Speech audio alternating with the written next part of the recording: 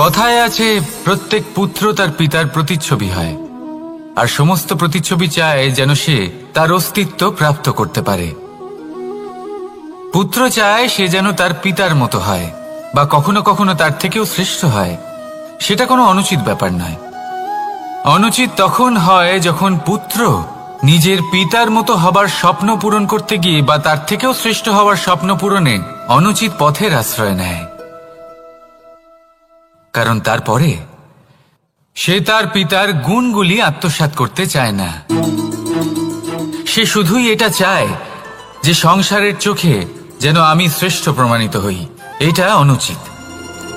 সংসারে এমন অনেক মানুষ আছেন যারা এই কারণে শ্রেষ্ঠ হওয়ার চেষ্টা করেন যাতে তার পরিবারের তার পিতার সম্মান বৃদ্ধি পায়। এমনও মানুষ থাকেন, আর এটাই হলো পার্থক্য উদ্দেশ্যের। মনে রাখবেন, যদি আপনার উদ্দেশ্য শুভ হয় তাহলে পথও শুভ হবে, যদি আপনার উদ্দেশ্য অশুভ হয় তাহলে পথও অশুভ হবে। তাহলে নিজের পিতার মতো হবার চেষ্টা অবশ্যই করুন, তার থেকেও শ্রেষ্ঠ হওয়ার চেষ্টা অবশ্যই করুন, কিন্তু মনে রাখবেন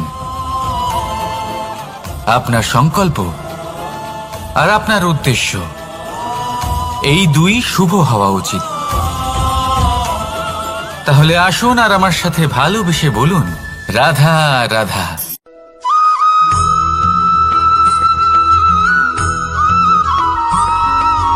বসন্ত ঋতু, এই সময় মন আনন্দে ভরে থাকে। এমন মনে হয় যেন আমরা আকাশে বিচরণ করতে চলে যাই, কিন্তু সেটা তো সম্ভব নয়। সেই জন্য হয়তো আমরা ঘুড়ি ওড়াই, এই ঘুড়িকে নিজেদের প্রতিরূপ মনে করে। এবার অনেক মানুষ আছেন যারা ঘুড়ি ওড়ান, কিন্তু এই কর্মের সারমর্ম কি সেটা কজন বুঝতে পারেন? আপনি এটা মনে করুন যে আপনি হলেন সেই ঘুড়ি, আর এই সুতো যিনি ধরে রয়েছেন তিনি হলেন পরমাত্মা। আর এই সুতো যেখান থেকে শুরু হয় সেই লাটাই হলো আমাদের কর্মচক্র। এবার আপনি নিজেই অনুমান করুন যে এই উড়ান কার ওপর নির্ভরশীল? পরমাত্মার ওপর আর আপনার কর্মের ওপর। যদি পরমাত্মা আপনার হাত ধরে থাকেন, আপনার সাথে থাকেন, যদি আপনি শুভ কর্ম করতে থাকেন, আপনি এই আকাশে উড়তে থাকবেন। কিন্তু কোথাও কোথাও যদি পরমাত্মার সাথে এই বন্ধন ছিন্ন হয়, আপনার কর্মচক্র খারাপ হয়ে যায় বা থেমে যায়, তাহলে আপনার এই ঘুড়ি কেটে যাবে আর দূরে কোনো গাছের ডালে গিয়ে আটকে যাবে। তাই শুধুমাত্র ঘুড়ি ওড়াবেন না, তার থেকে শিখুন। পরমাত্মার সাহচর্যে থাকুন, সবসময় শুভ কর্ম করতে থাকুন, আর সবসময় এই আকাশে উড়তে থাকুন। আসুন আর আমার সাথে ভালোবেসে বলুন, রাধা।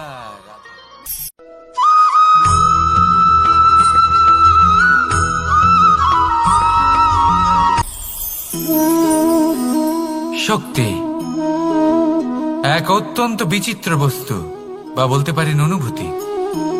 পিতা সবসময় চান যেন তিনি তার শক্তি পুত্রকে। আসুন আপনাকে সহজে বোঝাই। যদি আপনি সুপাত্র হন আর আপনাকে শক্তি দেওয়া হয়, তাহলে আপনি সেই শক্তির গুরুত্ব বুঝবেন, কোথায় সেই শক্তি প্রয়োগ করা উচিত সেটা বুঝবেন। আর এটা যেহেতু অর্জন করা শক্তি হবে, সেই শক্তির অপব্যবহার হবে না। কিন্তু যদি এই আপনি কুপাত্র হন আর যদি আপনাকে এই শক্তি দেওয়া হয়, তাহলে কি হবে? দেখতে গেলে এই শক্তি আপনি দান হিসেবে পেয়েছেন, তাই না আপনি এই শক্তির গুরুত্ব বুঝবেন আর না এর প্রয়োগ আপনি জানবেন। তার অপব্যবহার হওয়া সুনিশ্চিত। তাই যদি আপনি কোনো শক্তি অর্জন করতে চান, তাহলে আগে তার যোগ্য হয়ে উঠুন। পুত্র নয়, পাত্র হয়ে উঠুন। আর আমার সাথে ভালোবেসে বলুন, রাধা রাধা।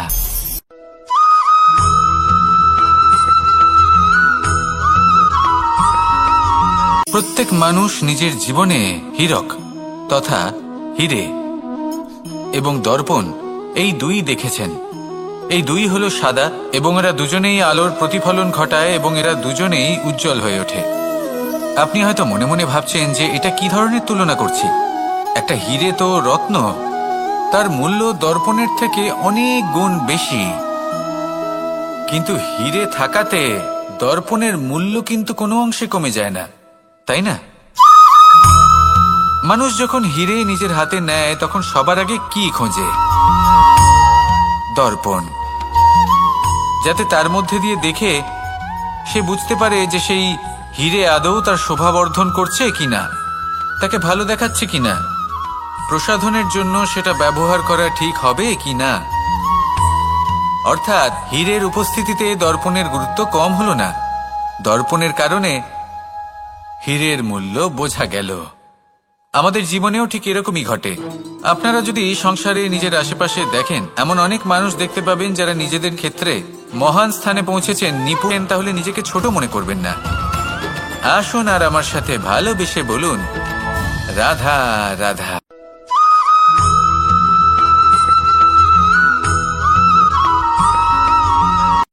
সংসারে আমাদের জীবনে যখন কোনো সুখ বা দুঃখ আসে, তার জন্য আমরা কাউকে না কাউকে অবশ্যই দায়ী করে থাকি, তাই না? এই ব্যক্তি আমাদের সাথে এরকম কাজ করেছেন, তাই আমার সাথে এমন হলো। ওই ব্যক্তি যদি এমনটা না করতেন তাহলে আজ আমি ওই স্থানে পৌঁছতে পারতাম। সবই আপনার দৃষ্টিভঙ্গির উপর নির্ভরশীল, আর যদি আপনার দৃষ্টিভঙ্গি এমন হয় তাহলে তা অনুচিত। সত্যি কথা বলতে এই সংসারে ভিন্ন ভিন্ন ধরনের মানুষ আছে। এটা আপনার উপর নির্ভর করছে কিভাবে তাদের স্বাগত জানাবেন। একবার ভাবুন, আমি আমার দুটো হাত সামনে নিয়ে এলাম, দুটো মুঠো খুলে দিলাম। দুই প্রকারের মানুষ আসবেন, কিছু না কিছু দিয়ে যাবেন। এই মুঠো যদি আমি বন্ধ করে দিই তাহলে না কেউ আমাকে কিছু দিতে পারবে, না আমার কিছু যাবে আসবে। নিশ্চয়ই বুঝতে পারছেন এই দুই ধরনের ব্যক্তি কারা এবং তারা কি দিয়ে যান। আমি যদি নিজের মুঠো খুলে দিই তাহলে কিছু ভালো মানুষ আসবেন, আমাকে আনন্দ, সন্তুষ্টি, জ্ঞান প্রদান করে যাবেন, ভালো অভিজ্ঞতা দিয়ে যাবেন। কোনো খারাপ ব্যক্তি যদি আসেন তাহলে তিনিও খারাপ অভিজ্ঞতা দেবেন, যার থেকে আমি শিক্ষা লাভ করব। এই সব কিছু আমি লাভ করতে পারি। মুঠো যদি বন্ধ করে রাখি তাহলে আমি কিছুই পাবো না। দেখুন, এই সংসারে প্রত্যেকের জীবনে এইরকম, প্রত্যেকের জীবনে সবকিছুই আছে, ভালো খারাপ দুই মানুষই আছে, ভালো অভিজ্ঞতা আছে, খারাপ অভিজ্ঞতা আছে। নির্ভর করছে আপনার উপর যে আপনি কি করবেন, এনাদের স্বাগত কিভাবে জানাবেন, কার থেকে কি বুঝবেন, কি শিখতে পারবেন, আর কোন দৃষ্টিভঙ্গি নিয়ে অগ্রসর হবেন। এটাই নির্ধারণ করবে যে আপনার জীবন কেমন হবে। আসুন আমার সাথে ভালোবেসে বলুন, রাধা রাধা।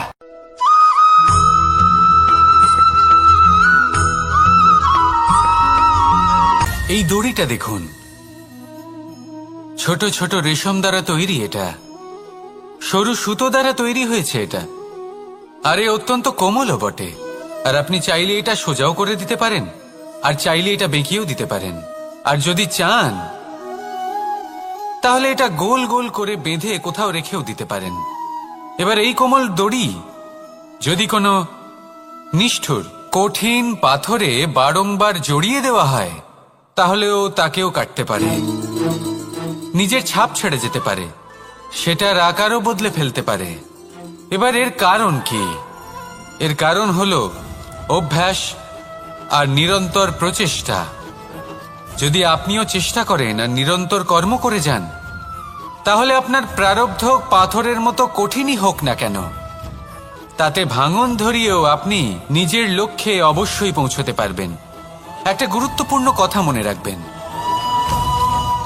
সুকর্মের অভ্যাস আর নিরন্তর প্রয়াস, এই হলো সাফল্যের মন্ত্র। তাহলে জীবনে এই মন্ত্র আনুন আর আমার সাথে ভালোবেসে বলুন, রাধা রাধা।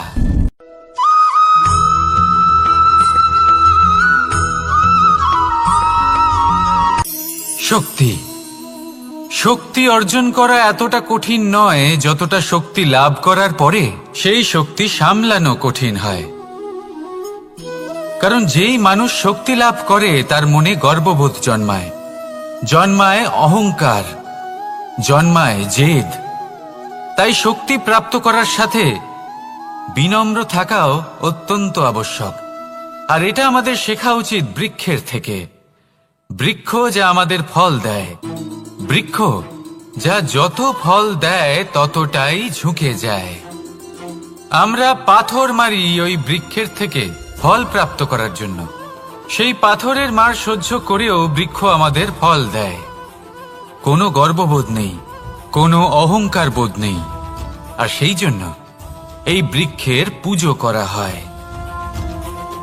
এটাই হলো মাহাত্ম্য শক্তির সাথে বিনম্রতার। যদি এই শক্তি সৃজন করে থাকে, সাহায্য করে থাকে, সম্বল হয়ে থাকে, তবেই সেই শক্তি উপযুক্ত। আর নয়তো সেই শক্তি একদিন আপনাকে আসক্ত অবশ্যই করবে। তাহলে শক্তি অবশ্যই অর্জন করুন, কিন্তু তার সাথে সেই শক্তি সামলানোর মতো বিবেকও আপনাকে অবশ্যই জাগ্রত করতে হবে। তাহলে আসুন আমার সাথে ভালোবেসে বলুন, রাধা রাধা।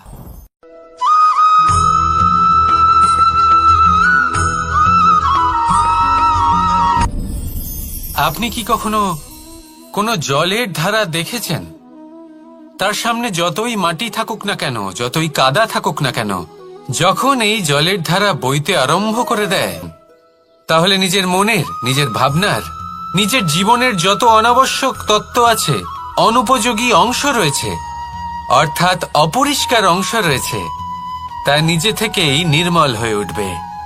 আর যেরকম জলের ধারা কখনো থেমে থাকে না, সব সময় বয়ে চলে, সেইভাবে আপনিও কখনোই থামবেন না। সবসময় বয়ে চলুন, এগোতে থাকুন। পথে যদি অনেক বিপদ আসে, সমস্যা আসে, থামবেন না, তার উপর নিরন্তর প্রহার করুন, নিরন্তর প্রয়াস করুন, আর অগ্রসর হন। আপনি ভেবে দেখুন, এই জলের ধারা কখনো থেমে থাকে না, সবসময় বয়ে চলে, বিপদের সম্মুখীন হয়ে তাকে সাথে বয়ে নিয়ে চলে। সেই জন্য জলের ধারা, প্রবাহমান এই ধারা, এর থেকে কখনো দুর্গন্ধ আসে না, এতে কখনো ময়লা জমতে পারে না, বরং পালিত হয় সুন্দর প্রাণবন্ত জীবজন্তু, যেমন সুন্দর ছোট মাছ। তাই আপনিও এটাই করুন, কখনো থামবেন না, শুধু চলতে থাকুন, জলের ধারার মতো বইতে থাকুন। আপনি আপনার লক্ষ্য অবশ্যই খুঁজে পাবেন, আর তার সাথে নিজের অন্তরের যে মালিন্য রয়েছে তা আপনি নিজেই নিজের থেকে দূরে করে দেবেন। তাহলে আসুন আর আমার সাথে ভালোবেসে বলুন, রাধা রাধা।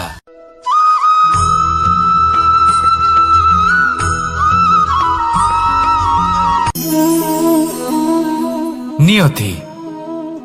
রাধা আমাকে বলে, কৃষ্ণ, যদি তুমি জানো যে নিয়তিতে কি আছে, তাহলে তাকে বদলে দাও না কেন? মহাদেব আমাকে বলেন যে, শ্রীকৃষ্ণ, যদি আপনি এটা জানেন যে সাম্বের নিয়তি এটাই, তাহলে আপনি তাকে বদলানোর চেষ্টা কেন করেন? কেন?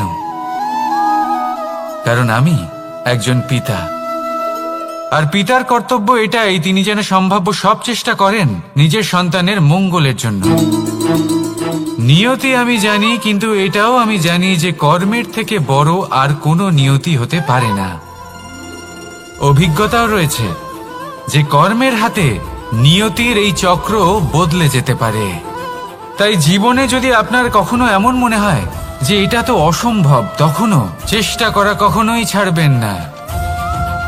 কে বলতে পারে আপনারই কর্মের কোনো এক বীজ হয়তো নিয়তির চাকায় আটকে গেল, আর নিয়তিকে নিজের পথ পাল্টাতে হলো, ঠিক কিনা?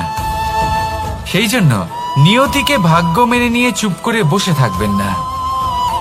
নিজের নিয়তি স্বয়ং নিজের কর্মের দ্বারা নির্ধারিত করুন, কারণ আপনার এই কর্মের ওপরেই আপনার অধিকার রয়েছে, আর এই অধিকারকে নিয়তি অনেক সময় সম্মানও করে। তাহলে আসুন আর আমার সাথে ভালোবেসে বলুন, রাধা রাধা।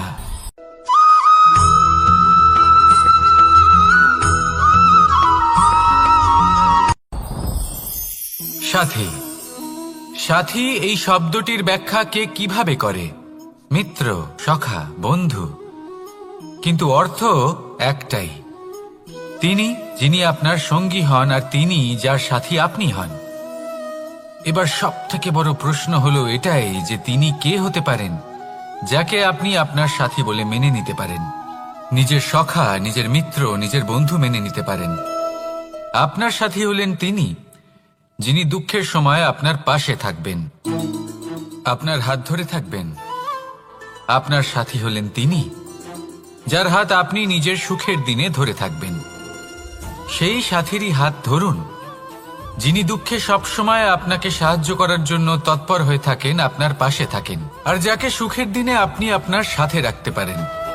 আর যখন আপনার সাথে আপনার এই সাথী থাকবে, তখন আপনি এটা বুঝবেন যে যখন জীবনে দুঃখ আসে, তখন এই দুঃখ কমে যায়, সবার মধ্যে ভাগ হয়ে যায়। আর যদি তখন সুখ আসে, তাহলে সেটা সবার উপস্থিতিতে আরো বেড়ে যায়। এটাই হলো প্রেম, এটাই হলো ভালোবাসা, এটাই হলো সঙ্গ। যেমন সম্পর্ক আমার আর রাধার মাঝে। তাহলে আসুন আর আমার সাথে ভালোবেসে বলুন, রাধা রাধা।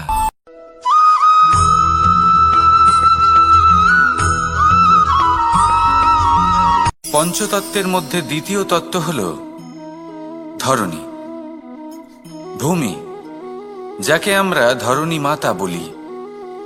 এই ধরণী ধৈর্য ধারণ করে, আর এর ওপরেই আমাদের সমগ্র সংসার নির্ভরশীল। কারণ এই ভূমি সহ্য ক্ষমতা রাখে, এর সহ্য ক্ষমতা হলো অপরিসীম। সন্তান যতই আঘাত প্রদান করুক না কেন, প্রেম পূর্বক সহ্য করে, আর তার বদলে অমূল্য রত্ন প্রদান করে। সন্তান যদি হাল চালায়, তাহলে তার বদলে তাকে অন্ন প্রদান করে। এটাই হলো ধরণী। এবার এর থেকে আমরা কি শিক্ষা পেতে পারি? এটাই যে কারোর জন্য কিছু করা বা কাউকে কিছু দেওয়া মনে কোনো কামনা ছাড়াই। আর এই কথাটা বুঝে যান, যদি কারোর জন্য কামনা না রেখে বা কোনো পাওয়ার আশা না রেখে কারোর জন্য কিছু করেন বা কারোকে কিছু দেন, যদি এটা আপনি শিখতে পারেন, তবে আপনি ভালোবাসতে শিখে গেছেন। আর সেই জন্যই এই ধরিত্রীকে মাতা বলা হয়। কারণ মাতা শুধু উনি নন যিনি গর্ভে সন্তানকে ধারণ করেন, মাতা তো উনিও যিনি জীবন বাঁচতে শেখান, যিনি জীবন বাঁচার উদাহরণ প্রদান করেন।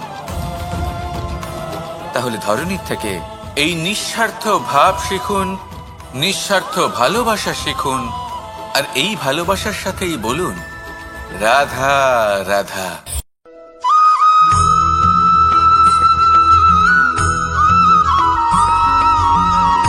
কথায় আছে, অন্ধকারে প্রদীপ প্রজ্বলিত করলে চতুর্দিক আলোকিত হয়। কিন্তু যদি এই প্রদীপ আমি সূর্যের আলোর সম্মুখে সকালবেলায় প্রজ্বলিত করে রেখে দিই, তাহলে কি হবে? আপনি বলবেন যে এটা করে তো কোনো লাভই হলো না। সূর্যের প্রকাশের সামনে এই প্রদীপ আসলে কিছুই নয়। এবার এই চিন্তা ভাবনা প্রত্যেক দিন করতে হবে, আর একটা অমূল্য শিক্ষা পেতে হবে। মনে করুন যে আপনি মহাপুরুষের সামনে বসে আছেন, কোনো মহাজ্ঞানীর সামনে। তাহলে সেই ব্যক্তির সামনে নিজের জ্ঞানের প্রদীপ প্রজ্বলিত করবেন না, নীরব থাকুন, আর সেই ব্যক্তির সূর্যের প্রকাশের মতো জ্ঞান প্রাপ্ত করুন। যতটা পারবেন জ্ঞান লাভ করুন। যদি এমন কোনো সময়, এমন কোনো স্থানে আপনি আছেন যেখানে চতুর্দিক অন্ধকার, কারোর কাছেই জ্ঞান নেই, সেখানে নিজের জ্ঞানের প্রদীপ প্রজ্বলিত করুন। এমন করলে দুদিক থেকেই আপনার লাভ হবে। আপনার জ্ঞান প্রাপ্তিও হবে, আর জ্ঞানের সঠিক প্রয়োগও করতে পারবেন। আর এই মন প্রসন্ন হয়ে বলবে, রাধা রাধা।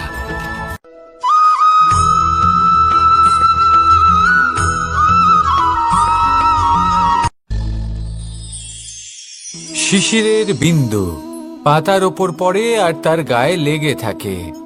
পাতা তাকে শুষে নিতে পারে না, আর শেষ পর্যন্ত সে ঝরে পড়ে যায়। অন্যদিকে রয়েছে মেঘ এবং চাতক। এদের মধ্যে অনেক দূরত্ব থাকে। মেঘ থাকে আকাশে আর চাতক থাকে ধরিত্রীতে। কিন্তু যখন এই মেঘ থেকে বৃষ্টি ঝরে পড়ে, এই চাতক কিন্তু সেই জলই পান করে, নয়তো সে তৃষ্ণার্ত থেকে যায়। এবার অন্যদিকে দেখলাম শিশির বিন্দু আর পাতার এই সম্পর্ক। এরা খুব কাছাকাছি থাকে, ঘনিষ্ঠও থাকে। অন্যদিকে রয়েছে মেঘ এবং চাতকের সম্পর্ক, যাদের মধ্যে অনেক দূরত্ব থাকা সত্ত্বেও তারা খুব ঘনিষ্ঠ, তাই না? এই সারমর্ম খুব সরল। এই নৈকট্য, এই দূরত্ব, তা আপনার সম্পর্কে প্রভাব কিছুতেই ফেলতে পারে না। এই নৈকট্য, এই দূরত্ব, এইসব হলো শুধুমাত্র মনের ব্যাপার। কখনো আপনি অনুভব করেছেন আপনি কারোর থেকে অনেক অনেক দূরে আছেন, অনেক দূরে আছেন, তাও সেই ব্যক্তির প্রতি আপনি টান অনুভব করেন? সেখানে আপনি কারোর সাথে প্রত্যেক দিন অতিবাহিত করেন, সমস্ত জীবন অতিবাহিত করেন, সব থেকে বেশি সময় তার সাথে অতিবাহিত করেন, তাও তার প্রতি সেই টান অনুভব করেন না। এই সংকেত হলো মনের দূরত্বের। তাহলে মনের এই দূরত্ব দূর করুন আর আমার সাথে।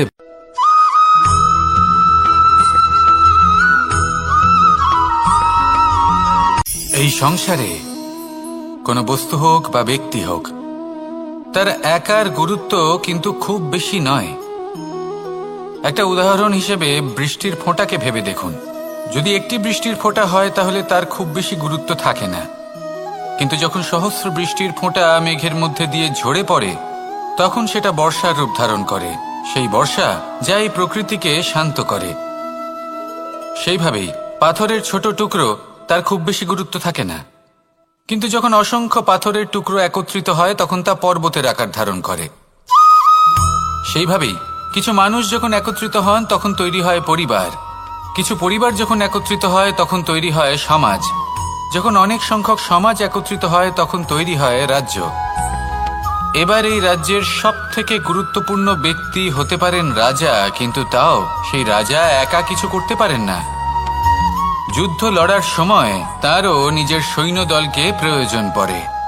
কিন্তু এই সংসারে এমন একজন ব্যক্তি আছেন যিনি একাই সব কাজ করতে থাকেন, এবং সেই ব্যক্তি হলেন মা। আমাদের জীবনে একজন পিতার ভূমিকা কিন্তু নিঃসন্দেহে অমূল্য, কিন্তু আমাদের সকলের জীবনে যে ভূমিকা একজন মায়ের তা অন্য কারোর থাকে না। একজন মা একাই সন্তানকে বড় করতে পারেন, সংস্কারী করে তুলতে পারেন, তার জন্য পরিশ্রম করেন। আর এত কিছু কাজ করার পরেও তার কাজের জন্য তিনি প্রশংসা অবশ্য পান না। উল্টে যদি সেই সন্তান অনুচিত পথে চালিত হয়, অনুচিত কর্ম করে, তখন সেই মাকেই অপবাদের পাত্র হয়ে উঠতে হয়। আমাদের জীবনে মায়ের যোগদান কতটা সেটা বুঝুন। আপনাকে বড় করে তোলার জন্য উনি কতটা পরিশ্রম করেছেন সেটা বুঝুন। আজ থেকে, এখন থেকে, এই মুহূর্ত থেকে মাকে সম্মান করতে শিখুন। যখন সময় পাবেন, যখন সুযোগ হবে, তখন তার প্রশংসা করুন, ওনারও ভালো লাগবে। আর মায়ের এই মমতার জন্য, তার এই ভূমিকার জন্য আসুন সবাই মিলে আমরা তাকে প্রণাম করি, আর সকলে মিলে ভালোবেসে বলি রাধা রাধা।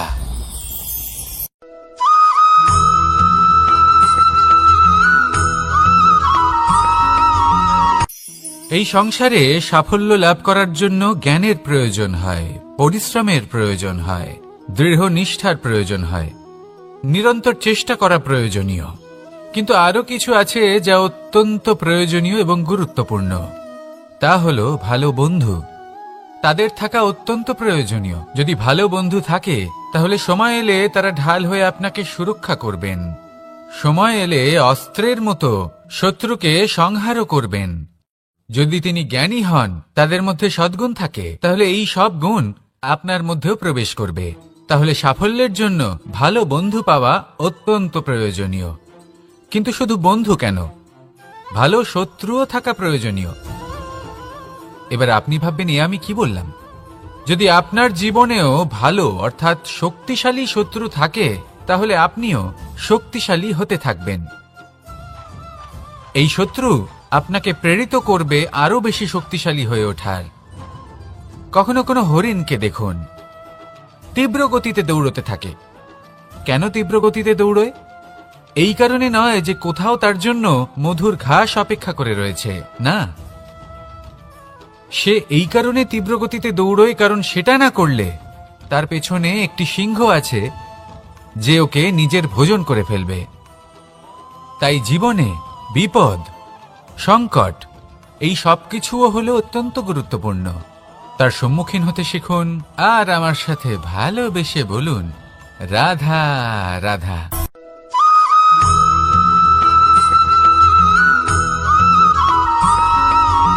মানুষ জন্মগ্রহণ করে, তার সাথে ভয়েরও জন্ম হয়।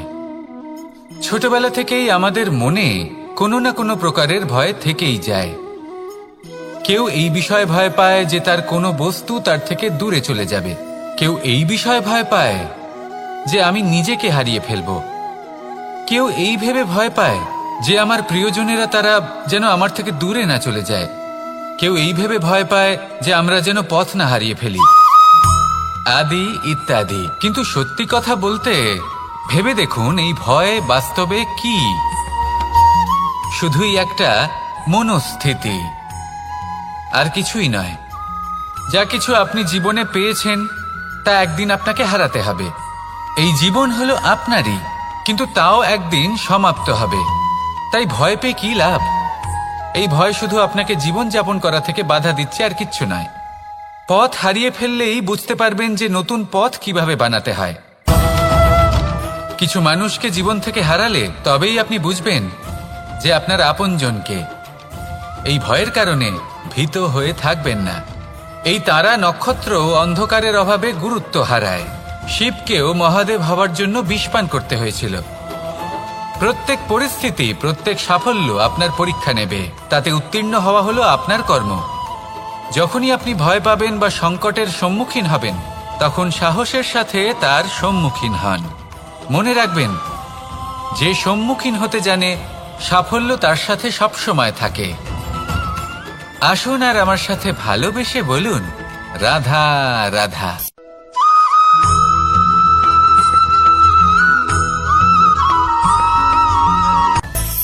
মানুষের মধ্যে একটা বিচিত্র প্রবৃত্তি থাকে, অন্য সকলের বিষয়ে, তাদের জীবনের বিষয়ে, তাদের ব্যক্তিত্বের বিষয়ে, তাদের ভবিষ্যতের বিষয়ে অনুমান করা। এটা হলো অনুচিত। কারোর অতীতকালকে দেখে লোকে ভবিষ্যৎ বলে দিতে পারেন, বর্তমানকে দেখে ভবিষ্যতের বিষয়ে অনুমান করে ফেলেন। উদাহরণ দিতে হলে বলবো, কোনো দাসকে দেখুন, ওকে দেখে লোকে বলে যে ওর ভবিষ্যৎ সেটাই হতে পারে, অনুমান করে ফেলেন। আর এই রাজাকে দেখুন, উনি তো কত সুখী হবেন, উনি তো জগতের সব থেকে অধিক সুখী মানুষ, কত সুখ সুবিধা আছে ওনার কাছে, ধারণা করে ফেলেন। তবে সত্য তো এটাই যে কারোর ব্যক্তিত্বের বিষয়ে, তাদের ভবিষ্যতের বিষয়ে আপনি পূর্ণ সত্য কখনোই বলতে পারবেন না, শুধু অনুমান করতে পারবেন। আর এই অনুমান করে সত্যি কোনো লাভ হয় না, কারণ এই কাল সেটা হলো অত্যন্ত শক্তিশালী। কালো থেকে কালোতর কয়লাকেও হিরেতে পরিণত করতে পারে, অনেক বড় বড় রাজাকেও বিদূষক বানিয়ে ফেলতে পারে এক মুহূর্তেই। তাহলে আপনি অনুমান করে কি লাভ? কি পেলেন অনুমান করে? সেই জন্য কারোর বিষয়ে কোনো অনুমান করবেন না, তার ভবিষ্যতের বিষয়ে অনুমান করতে যাবেন না, কারোর বিষয়ে কোনো ধারণা করে নেবেন না। কিছু করতে হলে ভালোবাসুন, সবার মধ্যে ভালোবাসা ছড়ান, সবার মধ্যে ধন্যাত্মক ভাব ছড়ান। এই মন প্রসন্ন হয়ে বলবে, রাধা রাধা।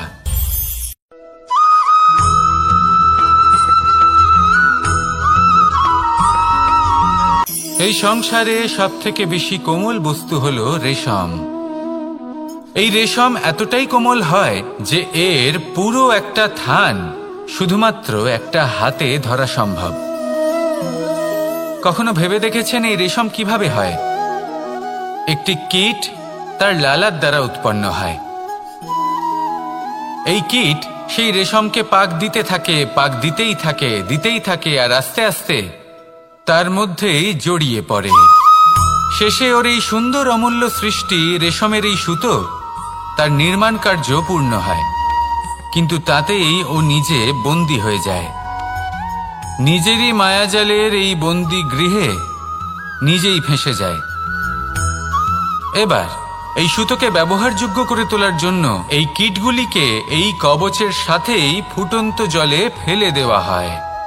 এই সংসারে যদি আমাদের স্বপ্ন এই সংসারের দুঃখ হরণ করার জন্য, এই সংসারে সুখ বিতরণ করার জন্য হয়, তবেই আমাদের প্রগতি সম্ভব।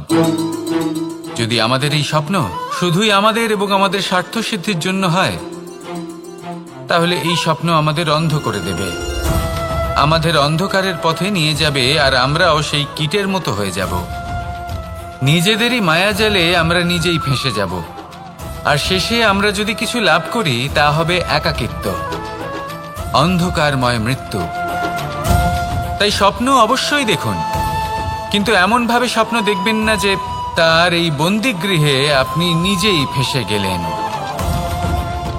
স্বপ্ন দেখুন পরোপকারে।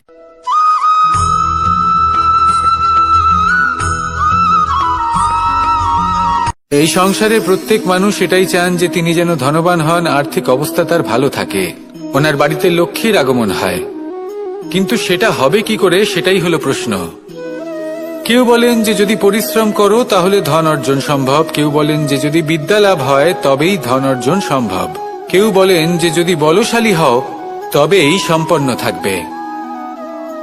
ভালো কথা, যদি তাই হয়ে থাকে, তবে দিনমজুর সারা দিন পরিশ্রম করেন, তিনি কেন ধনী হন না?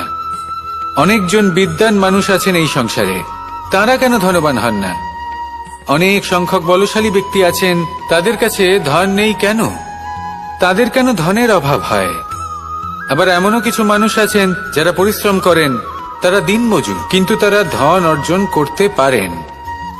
কিছু বিদ্বান ব্যক্তি আছেন যাদের কাছে অধিক মাত্রায় ধন রয়েছে, কয়েকজন বলশালী ব্যক্তি রয়েছেন যাদের কাছে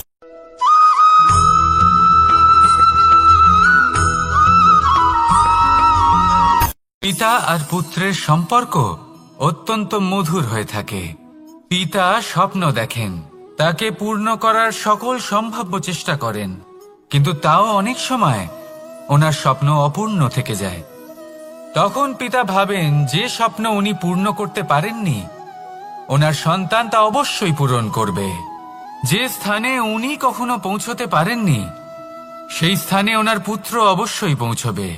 পিতা নিজের সন্তানের ভবিষ্যৎ নিয়ে সেই স্বপ্ন দেখেন, আর যখন সেই সন্তান সামনে এগোতে থাকে তখন তার দুঃখ হয় না, বরং গর্ব হয়।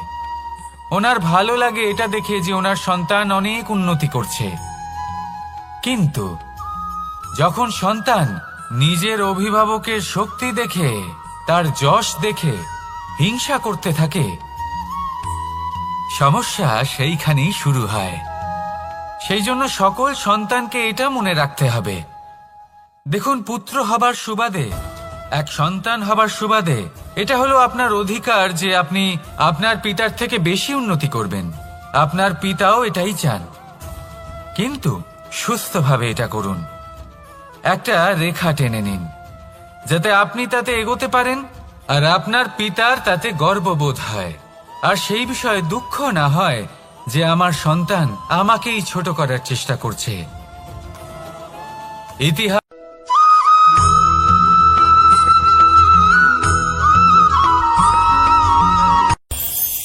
এই সংসারে আমরা প্রকাশ কোথা থেকে পাই? এর উত্তর বড়ই সরল। ভোরে যখন সূর্যোদয় হয় তখন প্রকাশের কিরণ আমাদের ঘরে এসে পৌঁছয়, এইভাবেই আমরা প্রকাশ লাভ করি। এবার এই প্রকাশের আলোতেই আমরা সারাদিনের কাজ সম্পন্ন করি। সন্ধে হয়ে যায়, সূর্যাস্তও হয়ে যায়, আর আমাদের ঘর যাতে অন্ধকার না হয় তার জন্য আমরা একটা প্রদীপ প্রজ্বলিত করি। এটাই ঘটে আমাদের জীবনেও। এবার প্রবাহমান আয়ুর সাথে আমরা আমাদের অন্তরে যদি একটা প্রদীপ প্রজ্বলিত করে নিই, তাহলে বিষয়টাই অন্যরকম হবে। এবার আপনি বলবেন কোন প্রকাশের কথা বলছি যে আমাদের অন্তরে জাগ্রত করা সম্ভব? আমাদের আত্মার মাঝে প্রেমের প্রকাশ জাগ্রত করার কথা বলছি, কারণ আমাদের এই জীবন এও হলো দিনের আলোর মতো। আজ প্রকাশ আছে, কিন্তু কোনোদিন অবশ্যই অস্ত হবে। কিন্তু অস্ত হবার আগে যদি আমরা আমাদের আত্মার মাঝে প্রেমের এই প্রকাশ উজ্জ্বলিত করে নিই, তাহলে আমাদের সন্ধ্যাকালও আমরা আনন্দে এবং প্রেমে যাপন করব। তাহলে আসুন আর আমার সাথে ভালোবেসে বলুন, রাধা রাধা।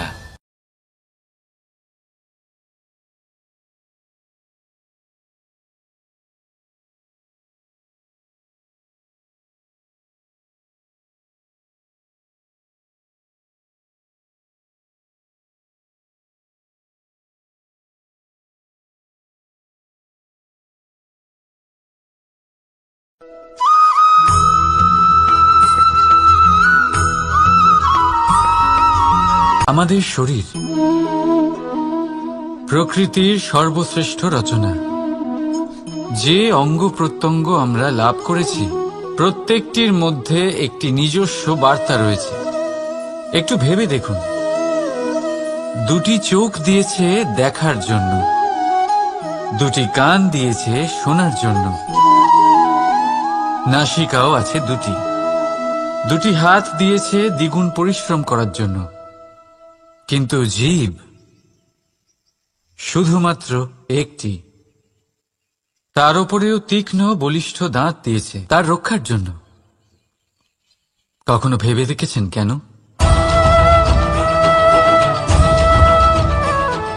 কারণ শব্দ আর শব্দের প্রয়োগ মানুষের সবচেয়ে বড় অস্ত্র, যার প্রয়োগ যত ভেবে চিন্তে করা যায় মানুষ তার জীবনে ততটাই উপরে উঠতে পারে। তাহলে মনে রাখুন, দেখুন, শুনুন আর বুঝুন বেশি, বলুন কম। রাধা রাধা।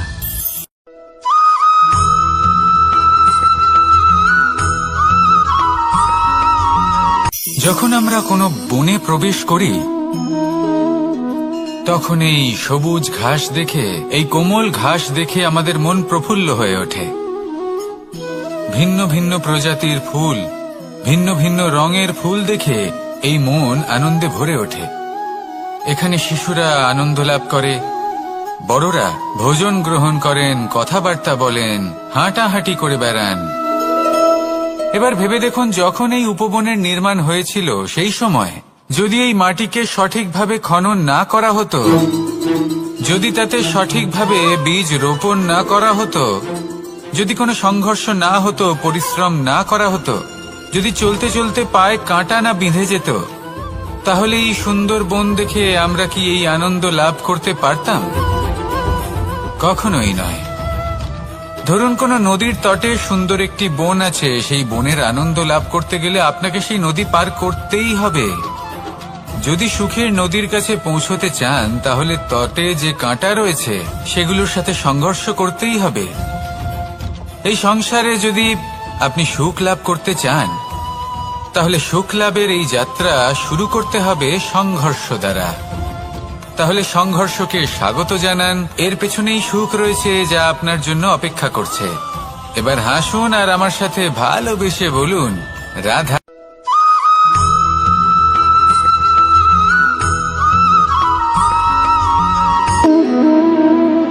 সম্পর্ক হলো আমাদের জীবনের একটি আধার। কিছু সম্পর্ক এমন যা আমরা জন্মসূত্রে লাভ করি, যেমন পরিবার, মা, বাবা। কিছু সম্পর্ক আছে যা আমরা জীবনে অর্জন করে থাকি, তা সে প্রেমের হোক, স্নেহের হোক বা বন্ধুত্বের। এই সকল সম্পর্ক লাভ করার বা গড়ে তোলার 5টি ধাপ রয়েছে। প্রথম ধাপ, কোনো ব্যক্তির সাথে আলাপ হওয়া, তার সাথে কথা বলা বা তাকে দেখা। দ্বিতীয় ধাপ, সে ব্যক্তিকে আমাদের ভালো লাগা। তৃতীয় ধাপ, আমাদের এটা চাইতে শুরু করা যে জীবনে এই ব্যক্তি যেন আমাদের বন্ধু হন, আমাদের জীবনে থাকেন, বা আমাদের কাউকে ভালোবেসে ফেলা আর এটা আমাদের ভাবা বা চাওয়া যে সেই ব্যক্তি যেন আজীবন আমার সাথে থাকেন, আমার জীবনে আমার সাথী হয়ে। চতুর্থ ধাপ, লাভ করা। এবার এই ধাপটি অনেক মানুষের পক্ষেই খুবই সরল হয়, বড়ই সরল ভাবে নিজেদের সঙ্গীকে লাভ করে থাকেন। কিছু মানুষের জন্য এই ধাপ অত্যন্ত কঠিন হয়ে থাকে। অনেক প্রতিকূল পরিস্থিতির উপর জয়লাভ করে তারা সঙ্গীকে লাভ করেন, কিন্তু লাভ অবশ্যই করেন। এরপরে আসে পঞ্চম ও অন্তিম এবং সব থেকে গুরুত্বপূর্ণ ধাপ, সেটা হলো সেই সম্পর্ক পালন করা। এটা হলো এমন এক বিষয় যা প্রত্যেক মানুষের শেখা উচিত। যদি ব্যক্তি নিজের জীবনে সম্পর্ক রক্ষা করতে শিখে যান, তবে প্রত্যেক সম্পর্ক তার জীবনকে স্বর্গ করে তুলবে। আসুন আর আমার সাথে ভালোবেসে বলুন, রাধা রাধা।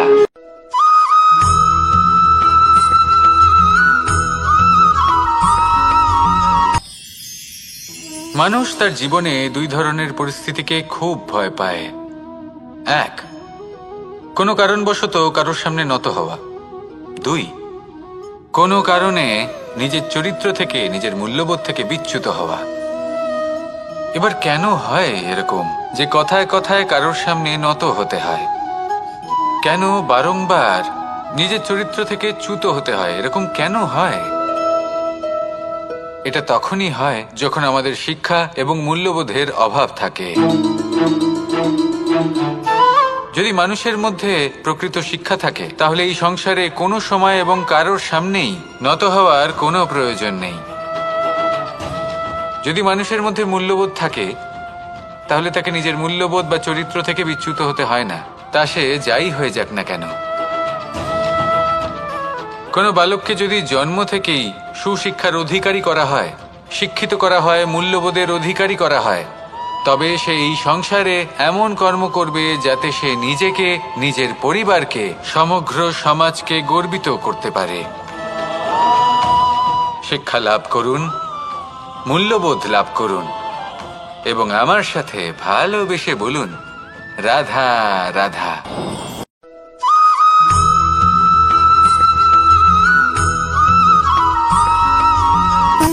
সুখ, দুঃখ এবং শক্তি, এই তিন হলো এই সংসারের ত্রিদেবের মতো। আমাদের জীবনে যা কিছু ঘটছে এই তিনটির ভিত্তির উপরেই হচ্ছে।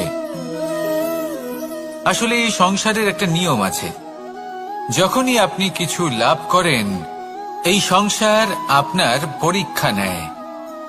এটা জানার জন্য আপনার পরীক্ষা নেয় যে আপনি যা কিছুই লাভ করেছেন, আপনি কি আদৌ সেটার যোগ্য কিনা। ঠিক সেইভাবেই এই সুখ, দুঃখ এবং শক্তি আপনার পরীক্ষা নিয়ে থাকে। যখন সুখ আসে, তখন সে আপনার পরীক্ষা নেয় যে আপনার মধ্যে অহংবোধ জাগ্রত হয়নি তো। যদি অহংবোধ চলে আসে, তাহলে সুখ সেখানেই সঙ্গ ত্যাগ করে। দুঃখ আপনার ধৈর্যের পরীক্ষা নিতে থাকে, আর যদি আপনার মধ্যে ধৈর্য না থাকে, তাহলে এটা আপনাকে আরো বেশি দুঃখের গভীর অন্ধকারে ঠেলে দেবে। সেখানে শক্তি পরীক্ষা নেয় আপনার বিনম্রতার। যদি আপনি বিনম্র না হন, তাহলে হয় এই শক্তি আপনার সঙ্গ ত্যাগ করবে, নয় এই শক্তি বিনম্রতার অভাবে আপনার পতনের কারণ হতে পারে। এই সংসারে যে কোনো ব্যক্তি যিনি এই পরীক্ষায় উত্তীর্ণ হয়ে থাকেন, এই জীবনে তিনি সাফল্য লাভ করেন। আসুন আমার সাথে ভালোবেসে বলুন, রাধা রাধা।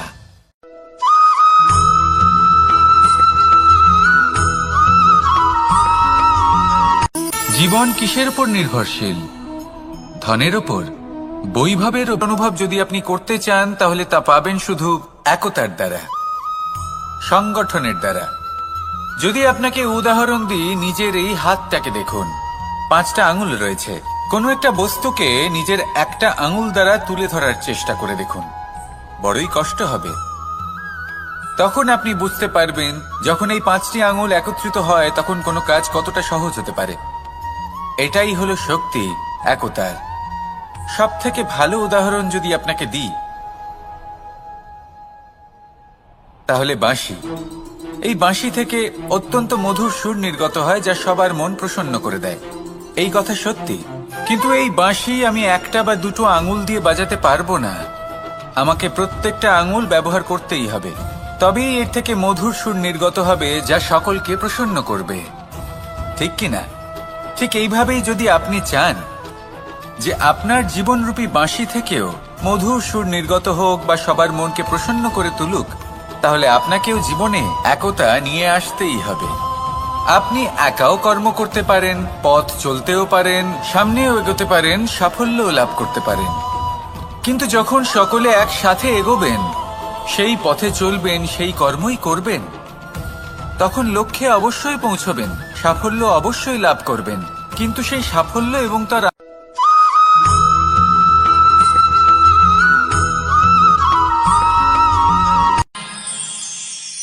আমরা সবাই সূর্যকে সম্মান কেন করি? কারণ আমরা জানি যে সন্ধেবেলা যখন সূর্যাস্ত হবে তখন শুধুমাত্র অন্ধকার বাকি থাকবে। ঠিক কিছুটা এরকমই হয় আমাদের মাতা পিতাও, যিনি আমাদের জন্ম দেন, আমাদের ভরণ পোষণ করেন, আমাদের বড় করেন, আমাদের প্রেম প্রদান করেন। কখনো কখনো তাদের মুখ থেকে কটু কথা নিঃসৃত হয়, আমাদের দুঃখ হয়, কিন্তু তখন আমাদের এটা বোঝা উচিত এগুলি নিঃসৃত হচ্ছে আমাদেরই মঙ্গলের জন্য। যেমন সূর্যদেব, উনিও উত্তাপ দিয়ে থাকেন আমাদেরই মঙ্গলের জন্য, যাতে ফসল পাকতে পারে, যাতে জল বাষ্প হয়ে মেঘ হতে পারে, বৃষ্টি হতে পারে, আর এই সংসারে নিরন্তর জলের প্রবাহ থাকে। আমাদের মাতা পিতা, তাদের কঠোর আচরণ, তাদের কঠোর অনুশাসনের পেছনে লুকিয়ে থাকে ওনাদের ভালোবাসা। আমাদের তা বুঝতে হবে, সসম্মানে ওনাদের গ্রহণ করতে হবে। কারণ ঠিক সূর্যাস্তের পরে যেমন চতুর্দিক অন্ধকারচ্ছন্ন হয়ে যায়, তেমনি আমাদের জীবন থেকে যখন আমাদের মাতা পিতা চলে যায়, তখন আমাদের জীবনেও শুধু এবং শুধুমাত্র অন্ধকারই ছেয়ে থাকে। সেই জন্য নিজের মাতা পিতাকে সম্মান করুন, ওনাদের ভালোবাসা প্রদান করুন।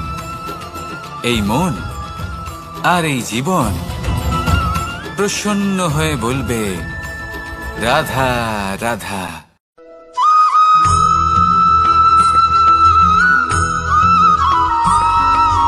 বসন্ত ঋতু, এই সময় মন আনন্দে ভরে থাকে। এমন মনে হয় যেন আমরা আকাশে বিচরণ করতে চলে যাই, কিন্তু সেটা তো সম্ভব নয়। সেই জন্য হয়তো আমরা ঘুড়ি ওড়াই, এই ঘুড়িকে নিজেদের প্রতিরূপ মনে করে। এবার অনেক মানুষ আছেন যারা ঘুড়ি ওড়ান, কিন্তু এই কর্মের সারমর্ম কি সেটা কজন বুঝতে পারেন? আপনি এটা মনে করুন যে আপনি হলেন সেই ঘুড়ি, আর এই সুতো যিনি ধরে রয়েছেন তিনি হলেন পরমাত্মা। আর এই সুতো যেখান থেকে শুরু হয়, সেই লাটাই হলো আমাদের কর্মচক্র। এবার আপনি নিজেই অনুমান করুন যে এই উড়ান কার ওপর নির্ভরশীল? পরমাত্মার ওপর আর আপনার কর্মের ওপর। যদি পরমাত্মা আপনার হাত ধরে থাকেন, আপনার সাথে থাকেন, যদি আপনি শুভ কর্ম করতে থাকেন, আপনি এই আকাশে উড়তে থাকবেন। কিন্তু কোথাও কোথাও যদি পরমাত্মার সাথে এই বন্ধন ছিন্ন হয়, আপনার কর্মচক্র খারাপ হয়ে যায় বা থেমে যায়, তাহলে আপনার এই ঘুড়ি কেটে যাবে আর দূরে কোনো গাছের ডালে গিয়ে আটকে যাবে। তাই শুধুমাত্র ঘুড়ি ওড়াবেন না, তার থেকে শিখুন, পরমাত্মার সাহচর্যে থাকুন, সবসময় শুভ কর্ম করতে থাকুন, আর সবসময় এই আকাশে উড়তে থাকুন। আসুন আর আমার সাথে ভালোবেসে বলুন, রাধা।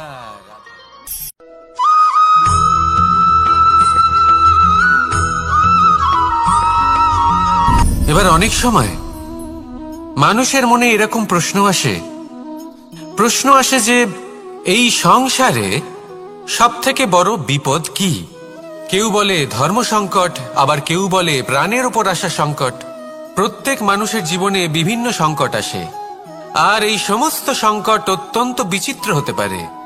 এই সমস্ত সংসার হলো সংকট দ্বারা পরিপূর্ণ। ঠিক আছে, আপনাকে একটা উদাহরণ দিই। একজন ধনী ব্যক্তি, এবার ওনার জীবনে সংকট কি হতে পারে? সংকট এটাই যে কেউ তার সম্পত্তি চুরি না করে নেয়, আমরা বুঝতে পারছি।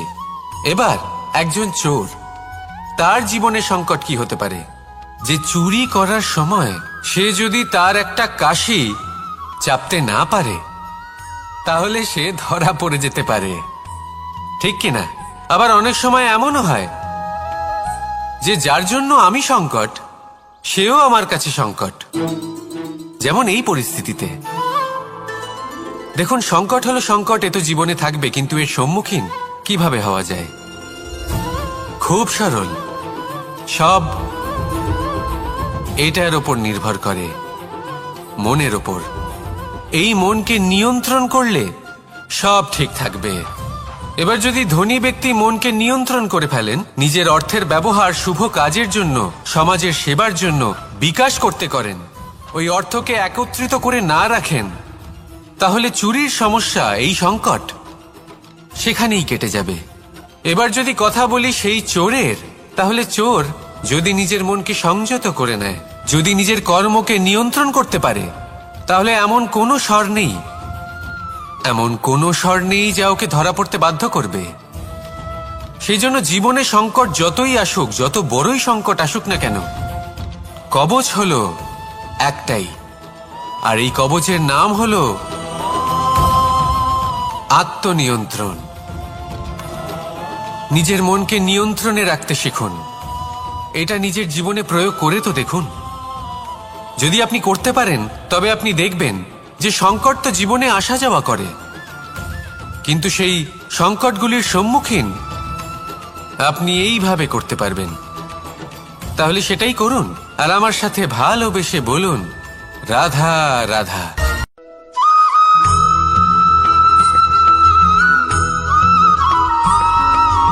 জীবনে যখন কোনো ব্যক্তি নিজের লক্ষ্য প্রাপ্তির জন্য নিরন্তর পরিশ্রম করতে থাকেন, চেষ্টা করতে থাকেন, তখন তিনি কষ্ট অনুভব করেন, কখনো শারীরিক কষ্ট, কখনো মানসিক কষ্ট।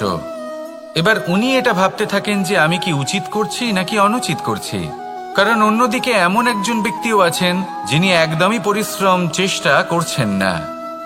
তিনি মদিরা পান করেন, বিলাসিতায় জীবন কাটান, অলস প্রকৃতির হয়ে ওঠেন, নিদ্রাতে বিলীন হয়ে থাকেন আর ভাবেন যে তিনি সুখ লাভ করছেন। কিন্তু এরকম কেন হয়? কারণ যখন আমরা সৎ পথে থাকি, উচিত পথে চলি, লক্ষ্য প্রাপ্ত করার জন্য চেষ্টা করতে থাকি, তখন আমাদের ভেতরে থাকা নেতিবাচক শক্তি এবং পাপ এই দেহকে ত্যাগ করে দেয়। আর এই অনুভূতিটাই আমাদের দুঃখের অনুভূতি দেয়, কষ্ট দেয়। এবার সেখানে যদি আমরা কুপথে চলি, অনুচিত পথে চলতে থাকি, তাহলে আমাদের ভেতরে থাকা পুণ্য এবং ধনাত্মক শক্তি আমাদের দেহ ত্যাগ করে দেয়। আর এই অনুভূতির কারণেই আমরা সুখ অনুভব করি। কিন্তু কখনো ভাববেন যে এই সুখ বেশি সময় পর্যন্ত থাকে না। সেই জন্য সবসময় মনে রাখবেন, যদি আপনি জানেন যে এটাই আপনার লক্ষ্য, এটাই উচিত পথ, শুভ পথ, তাতে নিরন্তরভাবে এগিয়ে যেতে চেষ্টা করতে থাকুন। এই কষ্ট আপনাকে সুখের পরাকাষ্ঠায় কখন পৌঁছে দেবে তা আপনি জানতেই পারবেন না। আসুন আমার সাথে ভালোবেসে বলুন, রাধা রাধা।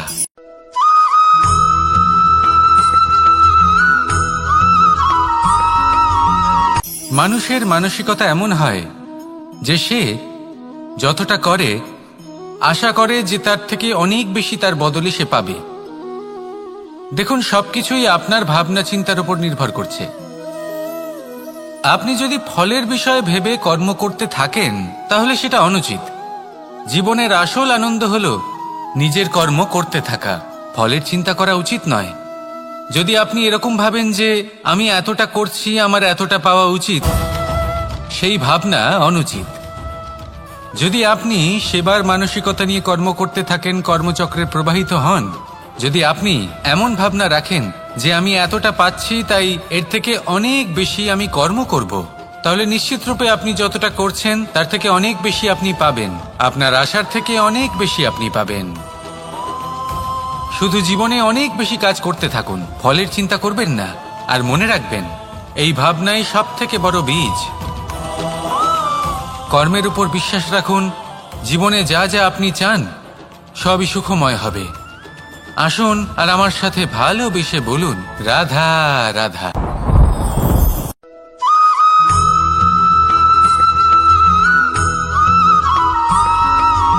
আমাদের শরীর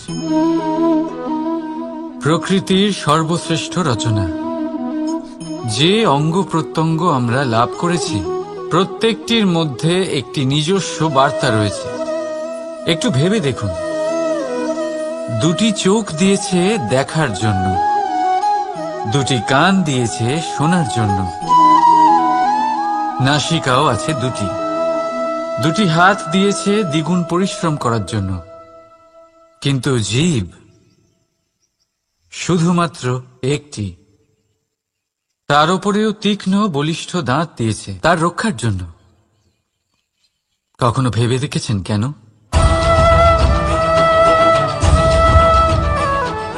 কারণ শব্দ আর শব্দের প্রয়োগ মানুষের সবচেয়ে বড় অস্ত্র, যার প্রয়োগ যত ভেবেচিন্তে করা যায় মানুষ তার জীবনে ততটাই উপরে উঠতে পারে। তাহলে মনে রাখুন, দেখুন, শুনুন আর বুঝুন বেশি, বলুন কম। রাধা রাধা।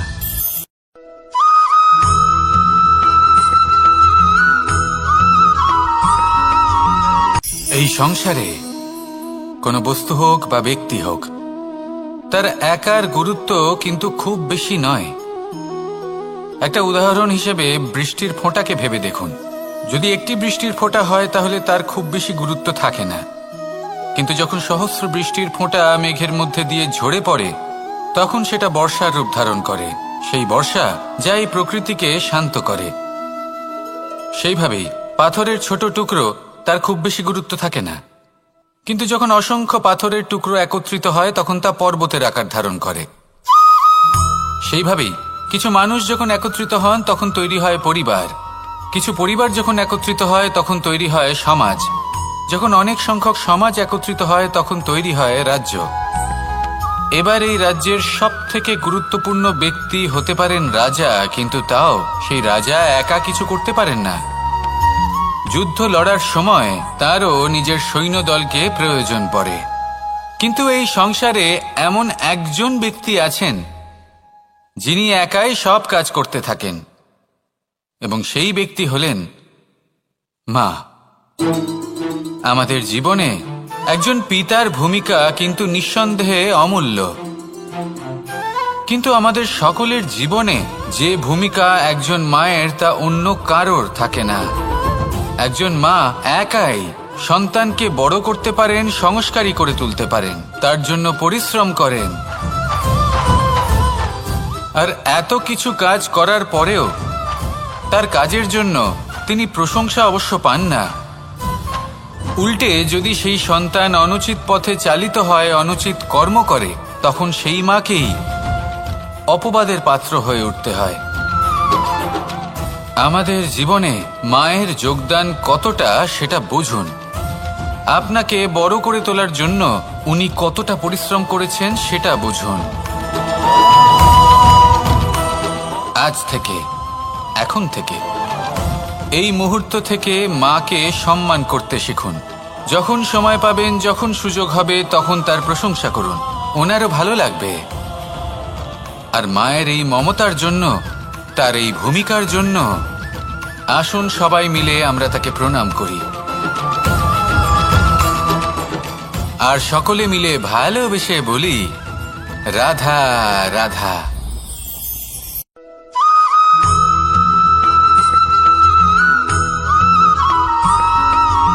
ফিরে আসছিলেন এবং তাদের ফেরার পথে হঠাৎ করে কোথাও থেকে একটি বাছুর চলে এলো। এই দুই বোন ভয়ভীত হয়ে গেলেন, আর তাদের হাত থেকে সেই আটা পড়ে গেল, মাটিতে মিশে গেল।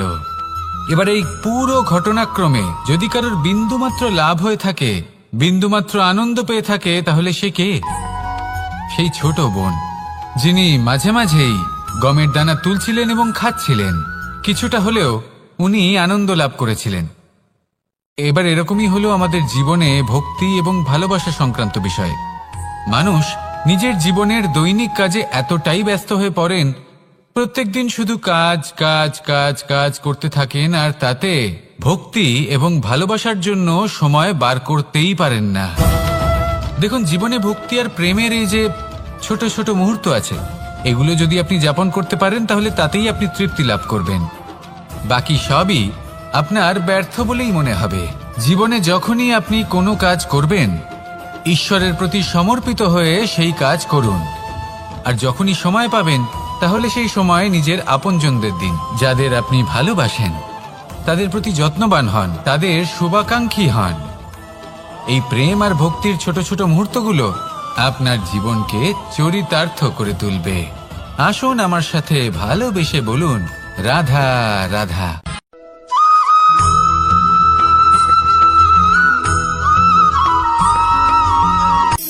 শক্তি শক্তি অর্জন করা এতটা কঠিন নয় যতটা শক্তি লাভ করার পরে সেই শক্তি সামলানো কঠিন হয়।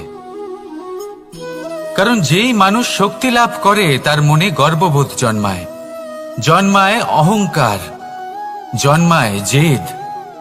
তাই শক্তি প্রাপ্ত করার সাথে বিনম্র থাকাও অত্যন্ত আবশ্যক। আর এটা আমাদের শেখা উচিত বৃক্ষের থেকে। বৃক্ষ যা আমাদের ফল দেয়, বৃক্ষ যা যত ফল দেয় ততটাই ঝুঁকে যায়। আমরা পাথর মারি ওই বৃক্ষের থেকে ফল প্রাপ্ত করার জন্য। সেই পাথরের মার সহ্য করেও বৃক্ষ আমাদের ফল দেয়। কোনো গর্ববোধ নেই, কোনো অহংকার বোধ নেই। আর সেই জন্য এই বৃক্ষের পুজো করা হয়। এটাই হলো মাহাত্ম্য শক্তির সাথে বিনম্রতার। যদি এই শক্তি সৃজন করে থাকে, সাহায্য করে থাকে, সম্বল হয়ে থাকে, তবেই সেই শক্তি উপযুক্ত। আর নয়তো সেই শক্তি একদিন আপনাকে আসক্ত অবশ্যই করবে। তাহলে শক্তি অবশ্যই অর্জন করুন, কিন্তু তার সাথে সেই শক্তি সামলানোর মতো বিবেকও আপনাকে অবশ্যই জাগ্রত করতে হবে।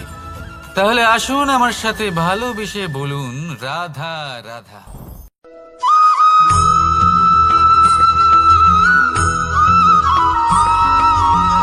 যখন আমরা কোনো বনে প্রবেশ করি, তখন এই সবুজ ঘাস দেখে, এই কোমল ঘাস দেখে আমাদের মন প্রফুল্ল হয়ে ওঠে।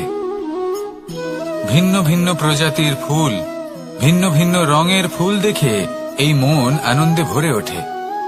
এখানে শিশুরা আনন্দ লাভ করে, বড়রা ভোজন গ্রহণ করেন, কথাবার্তা বলেন, হাঁটাহাঁটি করে বেড়ান।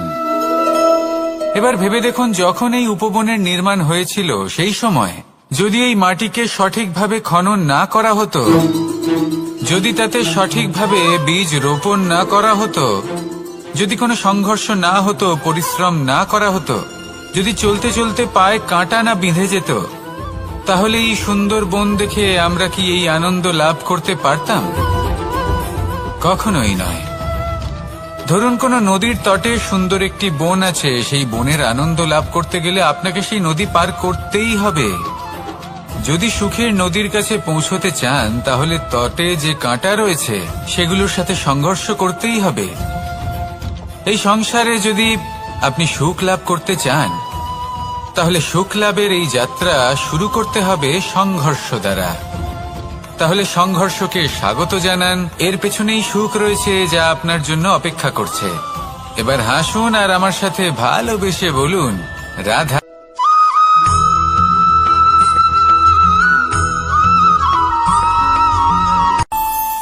আমাদের মনে যখন কোনো প্রশ্ন ওঠে, কোনো দ্বন্দ্ব জাগে, তখন আমরা যাই আমাদের গুরুর কাছে, আমাদের আরাধ্যের কাছে গিয়ে জিজ্ঞেস করি। এইভাবেই একদিন আমি পৌঁছলাম আমার আরাধ্যের কাছে, আমার মহাদেবের কাছে।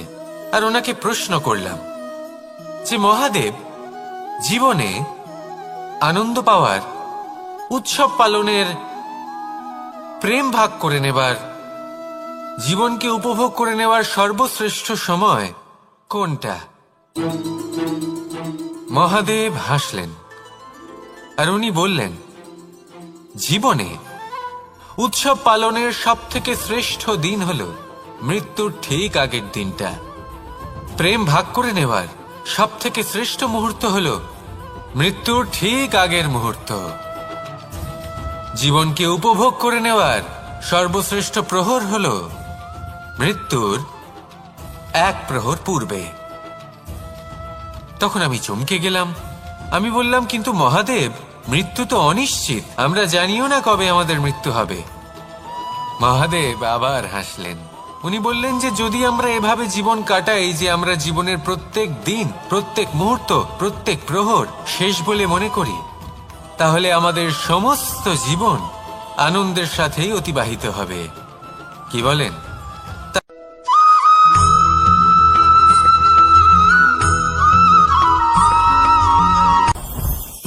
জীবনে কিছু শেখা অত্যন্ত গুরুত্বপূর্ণ। এবার কি কি শিখতে হবে সেই সব শেখানোর জন্য অনেক শিক্ষক রয়েছেন, কিন্তু কি শিখবেন না আর কি করবেন না এটা আমাদের নিজের অভিজ্ঞতা দিয়ে শিখতে হয়। কিন্তু তার মানে এটা নয় যে যদি আপনাকে শিখতে হয় যে আগুনের তাপ কতটা, আপনাকে আগুনের মধ্যে হাত দিতে হবে।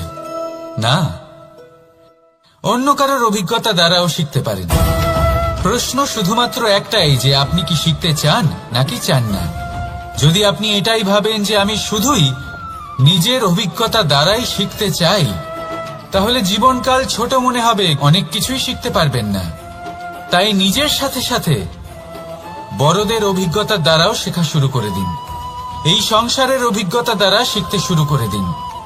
আর এটা নিশ্চিত রূপে শেখা আবশ্যক যে কখন কি করবেন না, কোথায় থামতে হবে আর কোথায় থামবেন না। তাহলে আসুন আর আমার সাথে ভালোবেসে বলুন, রাধা রাধা।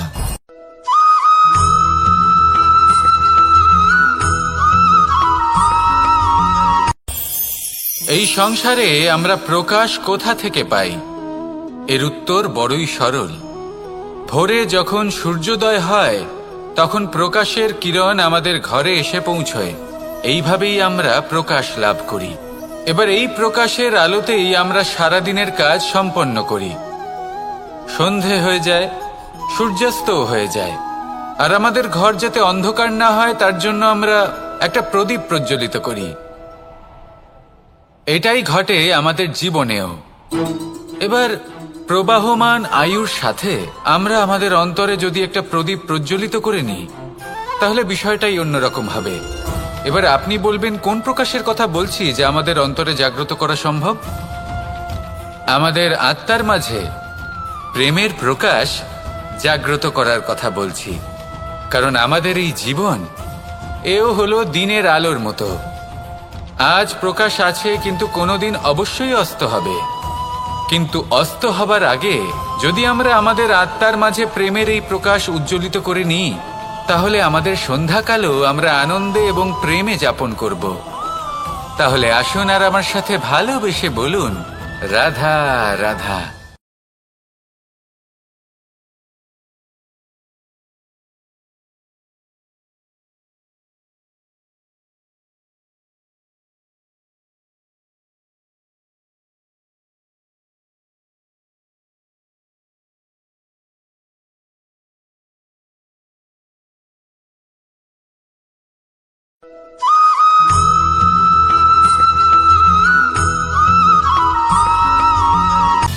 সময়, জীবন, কাল। দেখতে গেলে এই তিনটি শব্দ একটি শব্দেরই সমার্থক শব্দ মনে হয়, কিন্তু এই শব্দগুলির অর্থ কি সমান? কখনোই নয়। হ্যাঁ, এই সময় চলতে থাকে, জীবন চলতে থাকে, কালচক্র চলতে থাকে। এই সময় কেটে যায়, কিন্তু এই জীবন একে যাপন করতে হয়। কি বলেন? এই জীবনে কিছু করুন বা কিছু না করুন, জীবন এমনি কেটে যাবে, আপনি জানতেও পারবেন না। কিন্তু সেটা আমাদের উদ্দেশ্য নয়, একে যাপন করতে হবে। এই জীবনে প্রেরণা পেতে শিখুন, প্রেরণা দিতে শিখুন, আহ্বান গ্রহণ করতে শিখুন, আহ্বান জানাতে শিখুন, মহান কাজ করতে শিখুন, ধন্যাত্মক বোধ জাগিয়ে তুলুন। জীবন অতিবাহিত করার অর্থ কি তা আপনি শিখে যাবেন। কারণ সময় কেটে যায়, সমস্ত যুগ কেটে যায়, কিন্তু জীবনের রীতি জীবন কাটিয়ে দেওয়া নয়, জীবন যাপন করা। এই জীবন সম্পূর্ণরূপে অনুভব করতে হবে, নতুন পথ বানাতে হবে।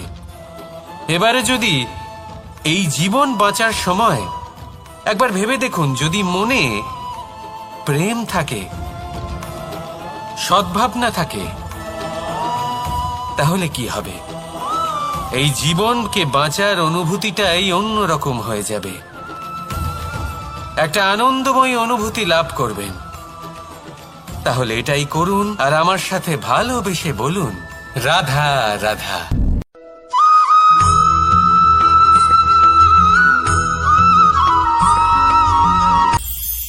এটা হলো ধান গাছ।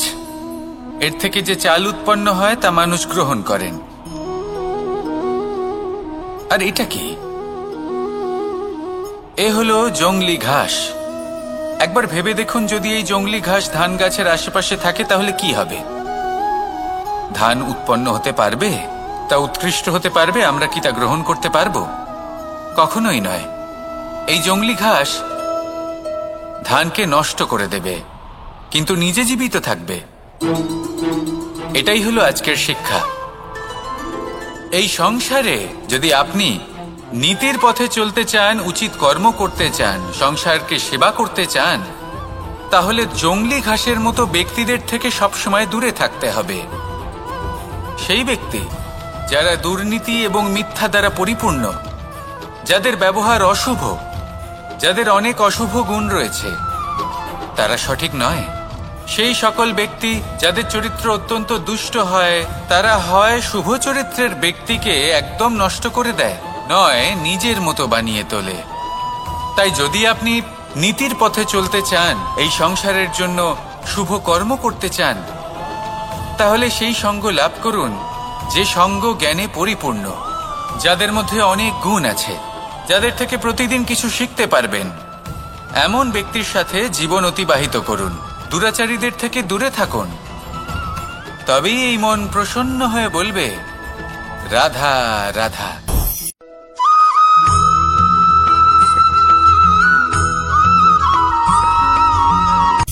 সূচের শেষে একটি ছিদ্র থাকে, যার দ্বারা আমরা এই সুতো পরাতে পারি। আর তারপর সূচের সাহায্যে এই সুতো দিয়ে বস্ত্র সেলাই করা যায়। কিন্তু যদি সুতোটা সোজা করে ধরা না হয়, তাহলে সূচে কখনো এই সুতো পরানোই সম্ভব নয়। যদি এতে কোনো গিঁট পড়ে, তখন তা কখনোই এই ছিদ্র দ্বারা প্রবেশ করা সম্ভব নয়। ঠিক এইভাবেই যদি আপনি কারোর জীবনে প্রবেশ করতে চান, কারোর অন্তরে প্রবেশ করতে চান, তাহলে আপনাকেও সহজ থাকতে হবে।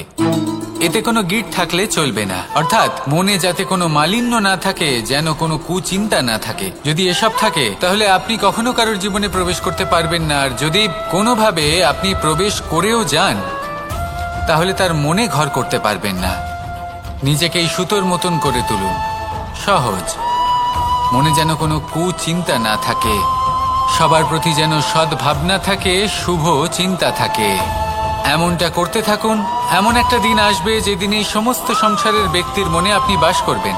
আর তখন এই মন প্রসন্ন হয়ে বলবে, রাধা রাধা।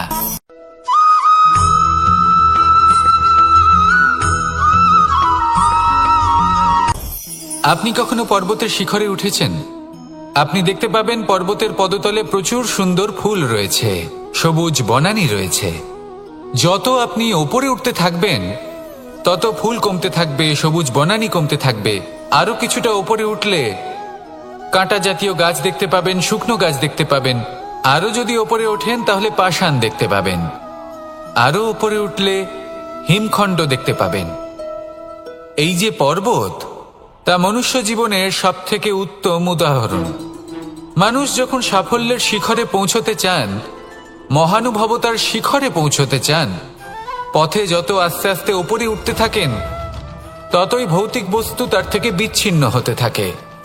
যদি তিনি সেই ভৌতিক বস্তুগুলি ত্যাগ না করতে পারেন, তাহলে কখনোই সেই স্থানে পৌঁছতে পারবেন না। আর মানুষ যদি উচিত ত্যাগ করতে পারেন, পথে অগ্রসর হতে থাকেন, এগোতে থাকেন, তাহলে একদিন না একদিন তিনি মহানুভবতার, জ্ঞানের, সাফল্যের হিমের স্বাদ অবশ্যই লাভ করবেন। মনে রাখবেন, মানব জীবনে ত্যাগ হলো অত্যন্ত গুরুত্বপূর্ণ অংশ। আসুন আমার সাথে ভালোবেসে বলুন, রাধা রাধা।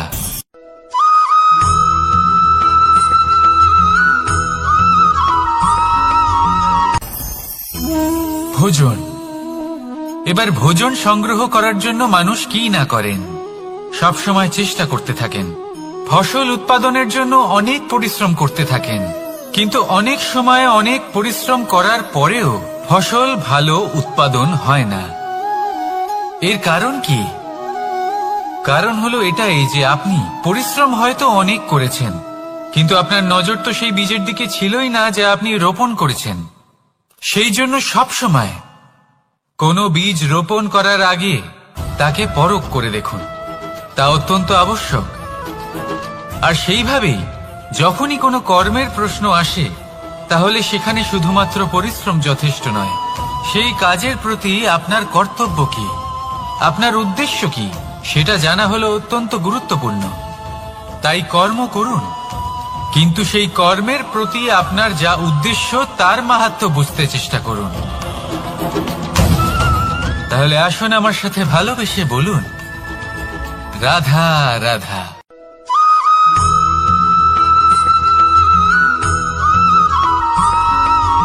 বসন্ত ঋতু, এই সময় মন আনন্দে ভরে থাকে। এমন মনে হয় যেন আমরা আকাশে বিচরণ করতে চলে যাই, কিন্তু সেটা তো সম্ভব নয়। সেই জন্য হয়তো আমরা ঘুড়ি ওড়াই, এই ঘুড়িকে নিজেদের প্রতিরূপ মনে করে। এবার অনেক মানুষ আছেন যারা ঘুড়ি ওড়ান, কিন্তু এই কর্মের সারমর্ম কি সেটা কজন বুঝতে পারেন? আপনি এটা মনে করুন যে আপনি হলেন সেই ঘুড়ি, আর এই সুতো যিনি ধরে রয়েছেন তিনি হলেন পরমাত্মা। আর এই সুতো যেখান থেকে শুরু হয় সেই লাটাই হলো আমাদের কর্মচক্র। এবার আপনি নিজেই অনুমান করুন যে এই উড়ান কার ওপর নির্ভরশীল, পরমাত্মার ওপর আর আপনার কর্মের ওপর।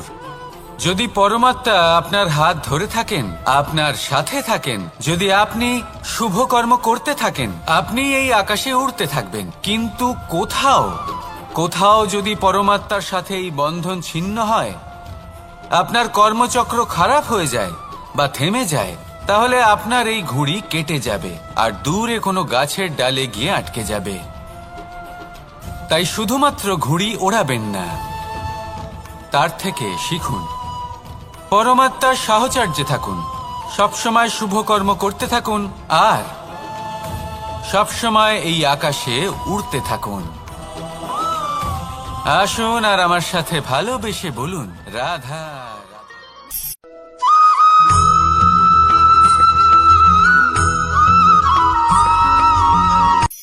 এই সংসারে সাফল্য লাভ করার জন্য জ্ঞানের প্রয়োজন হয়, পরিশ্রমের প্রয়োজন হয়, দৃঢ় নিষ্ঠার প্রয়োজন হয়, নিরন্তর চেষ্টা করা প্রয়োজনীয়। কিন্তু আরো কিছু আছে যা অত্যন্ত প্রয়োজনীয় এবং গুরুত্বপূর্ণ। তা হলো ভালো বন্ধু। তাদের থাকা অত্যন্ত প্রয়োজনীয়। যদি ভালো বন্ধু থাকে, তাহলে সময় এলে তারা ঢাল হয়ে আপনাকে সুরক্ষা করবেন। সময় এলে অস্ত্রের মতো শত্রুকে সংহারও করবেন। যদি তিনি জ্ঞানী হন, তাদের মধ্যে সদ্গুণ থাকে, তাহলে এই সব গুণ আপনার মধ্যেও প্রবেশ করবে। তাহলে সাফল্যের জন্য ভালো বন্ধু পাওয়া অত্যন্ত প্রয়োজনীয়। কিন্তু শুধু বন্ধু কেন, ভালো শত্রুও থাকা প্রয়োজনীয়। এবার আপনি ভাববেন, আমি কি বললাম?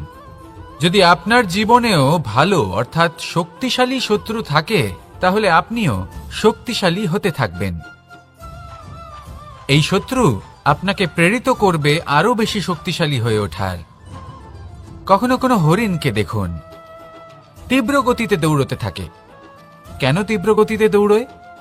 এই কারণে নয় যে কোথাও তার জন্য মধুর ঘাস অপেক্ষা করে রয়েছে, না। সে এই কারণে তীব্র গতিতে দৌড়য় কারণ সেটা না করলে তার পেছনে একটি সিংহ আছে যে ওকে নিজের ভোজন করে ফেলবে। তাই জীবনে বিপদ, সংকট, এই সবকিছুও হলো অত্যন্ত গুরুত্বপূর্ণ। তার সম্মুখীন হতে শিখুন আর আমার সাথে ভালোবেসে বলুন, রাধা রাধা।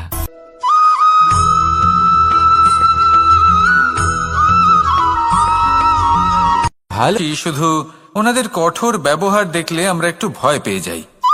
এবার ওনাদের এই কঠোর ব্যবহার আমাদের ভালো না লাগলেও অত্যন্ত আবশ্যক, কারণ মাতার থেকে আমরা যে শক্তি লাভ করি তা যেন নিয়ন্ত্রণ হারিয়ে বিধ্বংসী না হয়ে ওঠে। আমরা যেন কোনো কুপথে না চলে যাই, আমরা কখনো যেন দোষ না করে ফেলি। শুধু সেই জন্য পিতা এবং গুরু একটু কঠোর হয়ে ওঠেন, এবং ওনাদের এই কঠোর আচরণ ভবিষ্যতে গিয়ে আমরা অবশ্যই বুঝতে পারি। জীবনে কিছু বছর আমরা এগিয়ে যাই, আর তারপর আমরা বুঝতে পারি যে বাবা এবং গুরু আমাদের যথেষ্ট ভালোবাসতেন, কিন্তু ওনাদের ভালোবাসার বহিঃপ্রকাশ আলাদা।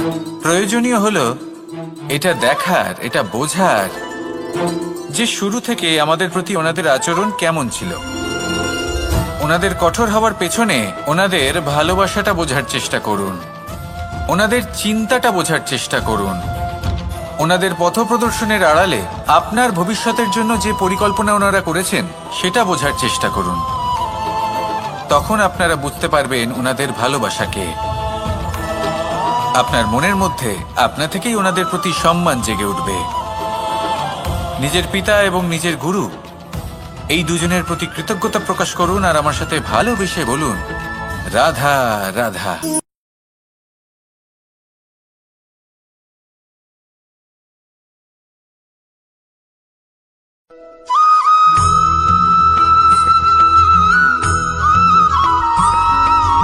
কথায় আছে, প্রত্যেক পুত্র তার পিতার প্রতিচ্ছবি হয়, আর সমস্ত প্রতিচ্ছবি চায় যেন সে তার অস্তিত্ব প্রাপ্ত করতে পারে। পুত্র চায় সে যেন তার পিতার মতো হয়, বা কখনো কখনো তার থেকেও শ্রেষ্ঠ হয়। সেটা কোনো অনুচিত ব্যাপার নয়। অনুচিত তখন হয় যখন পুত্র নিজের পিতার মতো হবার স্বপ্ন পূরণ করতে গিয়ে বা তার থেকেও শ্রেষ্ঠ হওয়ার স্বপ্ন পূরণে অনুচিত পথের আশ্রয় নেয়। কারণ তারপরে সে তার পিতার গুণগুলি আত্মসাৎ করতে চায় না। সে শুধুই এটা চায় যে সংসারের চোখে যেন আমি শ্রেষ্ঠ প্রমাণিত হই। এটা অনুচিত। সংসারে এমন অনেক মানুষ আছেন যারা এই কারণে শ্রেষ্ঠ হবার চেষ্টা করেন যাতে তার পরিবারের তার পিতার সম্মান বৃদ্ধি পায়। এমনও মানুষ থাকেন, আর এটাই হলো পার্থক্য উদ্দেশ্যের। মনে রাখবেন, যদি আপনার উদ্দেশ্য শুভ হয় তাহলে পথও শুভ হবে, যদি আপনার উদ্দেশ্য অশুভ হয় তাহলে পথও অশুভ হবে। তাহলে নিজের পিতার মতো হবার চেষ্টা অবশ্যই করুন, তার থেকেও শ্রেষ্ঠ হওয়ার চেষ্টা অবশ্যই করুন, কিন্তু মনে রাখবেন আপনার সংকল্প আর আপনার উদ্দেশ্য এই দুই শুভ হওয়া উচিত। তাহলে আসুন আর আমার সাথে ভালোবেসে বলুন, রাধা রাধা।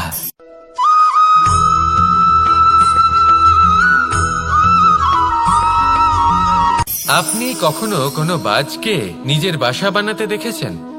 এই বাজ যখনই কোনো বাসা বানায় তখন উঁচু গাছের ডালে বা কোনো পর্বতের শিখরে বাসা বানায়, অনেক উচ্চতায়, আর সেখানে তার সন্তানও জন্মগ্রহণ করে। যখন এই সন্তানেরা জন্মায় তখন এই বাজ খুবই ভালোবেসে এবং খুব সাবধানে এদের পালন পোষণ করে। নিজের ঠোঁট দিয়ে তাদের ঠোঁটে খাবার পরিবেশন করে। কিন্তু যেই সেই সন্তানেরা হৃষ্টপুষ্ট হয়ে যায় এবং সেই কথা বাজ নিজে বুঝতে পেরে যায়, সেই বাজ নিজেই সেই বাসা ছিন্ন ভিন্ন করে দেয়। সেই সন্তান যাদের সবেমাত্র ডানা গজিয়েছে, কিভাবে উড়তে হয় তারা জানে না, সেই সন্তানগুলিকে উচ্চতা থেকে ঠেলে দেয়। সেই সন্তান প্রথমে ভয়ভীত হয়ে যায়। তারা সামনে মৃত্যুকে দেখতে পেয়ে ভয়ের কারণে তাদের ডানা ঝাপটাতে থাকে, আর সেই প্রক্রিয়াতেই সেই সন্তানগুলি উড়তে শুরু করে দেয়। এবার এই ঘটনায় আমরা কি শিক্ষা পেতে পারি? এটাই, যদি আপনি মাতা পিতা হন তাহলে নিজের সন্তানকে অবশ্যই স্নেহ করুন, কিন্তু তাদেরকে নিজের আঁচলের তলায় বেঁধে রাখবেন না। যদি আপনি চান আপনার সন্তান জীবনে উন্নতি করুক, তাহলে নিজের মুঠো থেকে তাদের স্বতন্ত্র করে দিন। এই সংসারে সংঘর্ষ করতে দিন। সেই সন্তান নিজেই বুঝতে পারবে যে জন্মের সময় পাওয়া ডানা কি করে ব্যবহার করতে হয়। আর আপনার চোখের সামনে আপনার সন্তান এই আকাশে উড়তে থাকবে। তাহলে আসুন আমার সাথে ভালোবেসে বলুন, রাধা রাধা।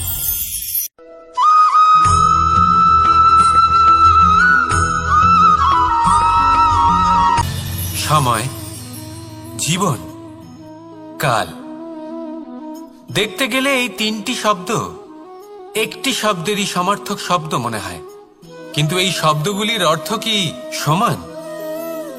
কখনোই নয়। হ্যাঁ, এই সময় চলতে থাকে, জীবন চলতে থাকে, কালচক্র চলতে থাকে। এই সময় কেটে যায়, কিন্তু এই জীবন একে যাপন করতে হয়। কি বলেন? এই জীবনে কিছু করুন বা কিছু না করুন, জীবন এমনি কেটে যাবে, আপনি জানতেও পারবেন না। কিন্তু সেটা আমাদের উদ্দেশ্য নয়, একে যাপন করতে হবে। এই জীবনে প্রেরণা পেতে শিখুন, প্রেরণা দিতে শিখুন, আহ্বান গ্রহণ করতে শিখুন, আহ্বান জানাতে শিখুন, মহান কাজ করতে শিখুন, ধন্যাত্মক বোধ জাগিয়ে তুলুন।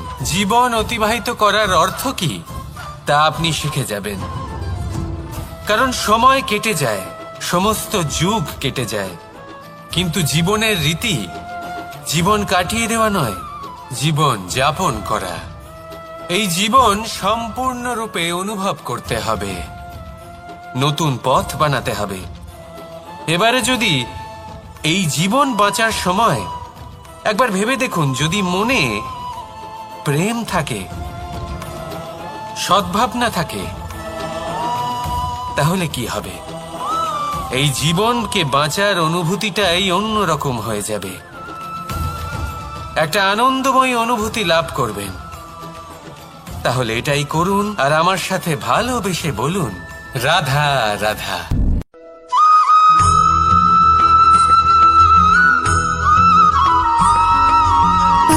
সুখ, দুঃখ এবং শক্তি, এই তিন হলো এই সংসারের ত্রিদেবের মতো। আমাদের জীবনে যা কিছু ঘটছে এই তিনটির ভিত্তির উপরেই হচ্ছে। আসলে এই সংসারের একটা নিয়ম আছে, যখনই আপনি কিছু লাভ করেন এই সংসার আপনার পরীক্ষা নেয়। এটা জানার জন্য আপনার পরীক্ষা নেয় যে আপনি যা কিছুই লাভ করেছেন আপনি কি আদৌ সেটার যোগ্য কিনা। ঠিক সেইভাবেই এই সুখ, দুঃখ এবং শক্তি আপনার পরীক্ষা নিয়ে থাকে। যখন সুখ আসে তখন সে আপনার পরীক্ষা নেয় যে আপনার মধ্যে অহংবোধ জাগ্রত হয়নি তো। যদি অহংবোধ চলে আসে তাহলে সুখ সেখানেই সঙ্গ ত্যাগ করে। দুঃখ আপনার ধৈর্যের পরীক্ষা নিতে থাকে, আর যদি আপনার মধ্যে ধৈর্য না থাকে তাহলে এটা আপনাকে আরো বেশি দুঃখের গভীর অন্ধকারে ঠেলে দেবে। সেখানে শক্তি পরীক্ষা নেয় আপনার বিনম্রতার। যদি আপনি বিনম্র না হন তাহলে হয় এই শক্তি আপনার সঙ্গ ত্যাগ করবে, নয় এই শক্তি বিনম্রতার অভাবে আপনার পতনের কারণ হতে পারে। এই সংসারে যে কোনো ব্যক্তি যিনি এই পরীক্ষায় উত্তীর্ণ হয়ে থাকেন এই জীবনে তিনি সাফল্য লাভ করেন। আসুন আমার সাথে ভালোবেসে বলুন, রাধা রাধা।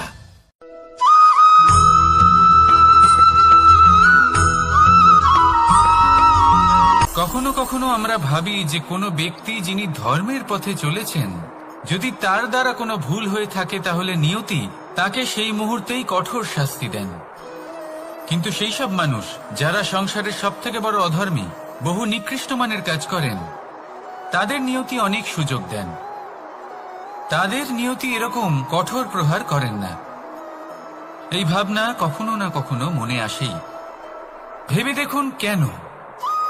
আসলে জীবনকে বেশিরভাগ মানুষ একভাবেই দেখে থাকেন, বিভিন্ন স্তরে একে দেখা উচিত। এবার আপনি বলুন, এই সংসারে কোনো অধর্মী কখনো প্রেরণার উৎস হতে পারেন? কখনোই নয়। যে মানুষ নিজের আত্মাকে মলিন করে ফেলেছেন তিনি এই সংসারকে কিভাবে প্রেরণা যোগাবেন? উনি নিজেই বুঝতে পারেন না কোনটা করা উচিত, ধর্ম কোনটা। তাই নিয়তি তাকে একটা সুযোগ দেন, এটা বোঝার সুযোগ দেন যে কোনটা উচিত, কোনটা ধর্ম। সুযোগ দেন নিজের বিবেক জাগিয়ে তোলার, তাকে সুযোগ দেন নিজের অন্তরাত্মার ডাক শোনার। যখন তাতেও কাজ হয় না তখন নিয়তির কাছে একটাই পথ বাকি থাকে, আর তা হল মহাবিনাশ।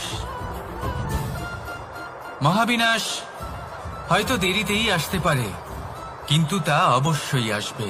আর যখন মহাবিনাশ আসে তখন মহাবিনাশের যন্ত্রণা সমগ্র মানব জীবনের যন্ত্রণার থেকে অনেক বেশি হয়। এই কথাটা সবসময় মনে রাখবেন। আর অন্যদিকে যে মানুষ ধর্মের পথে চলছেন তার দ্বারা যদি কোনো ভুল হয়ে থাকে তখন নিয়তি তার পরীক্ষা নেন। কিছুক্ষণের জন্য মানুষের মনে হতে পারে নিয়তি তাকে কঠোর শাস্তি দিয়েছেন।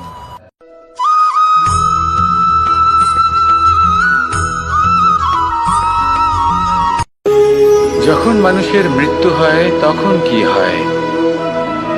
অনেক সংখ্যক মানুষ শোক পালন করতে চলে আসেন। যে ব্যক্তি মৃত্যু লাভ করেছেন তার অনেক বস্তু থাকে যেগুলো তার প্রিয়, যেগুলো তিনি ব্যবহার করেছেন।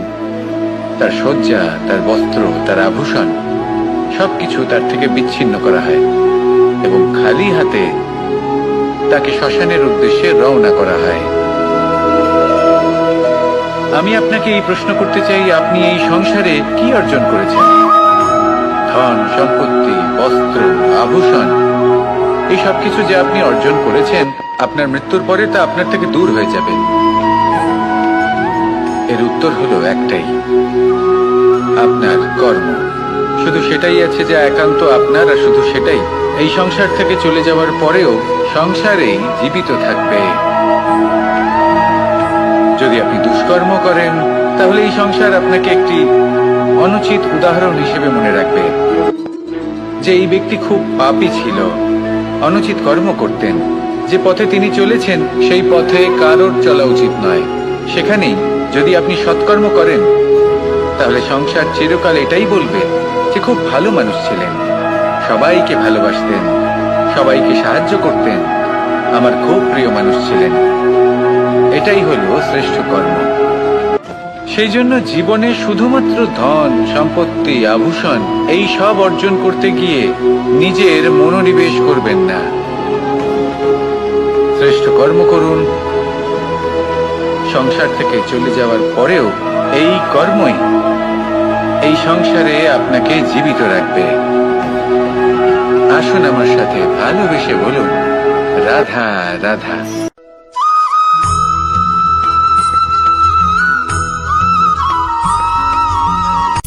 সূচের শেষে একটি ছিদ্র থাকে যার দ্বারা আমরা এই সুতো পরাতে পারি, আর তারপর সূচের সাহায্যে এই সুতো দিয়ে বস্ত্র সেলাই করা যায়। কিন্তু যদি সুতোটা সোজা করে ধরা না হয় তাহলে সূচে কখনো এই সুতো পরানোই সম্ভব নয়। যদি এতে কোনো গিঁট পড়ে তখন তা কখনোই এই ছিদ্র দ্বারা প্রবেশ করা সম্ভব নয়। ঠিক এইভাবেই যদি আপনি কারোর জীবনে প্রবেশ করতে চান, কারোর অন্তরে প্রবেশ করতে চান, তাহলে আপনাকেও সহজ থাকতে হবে।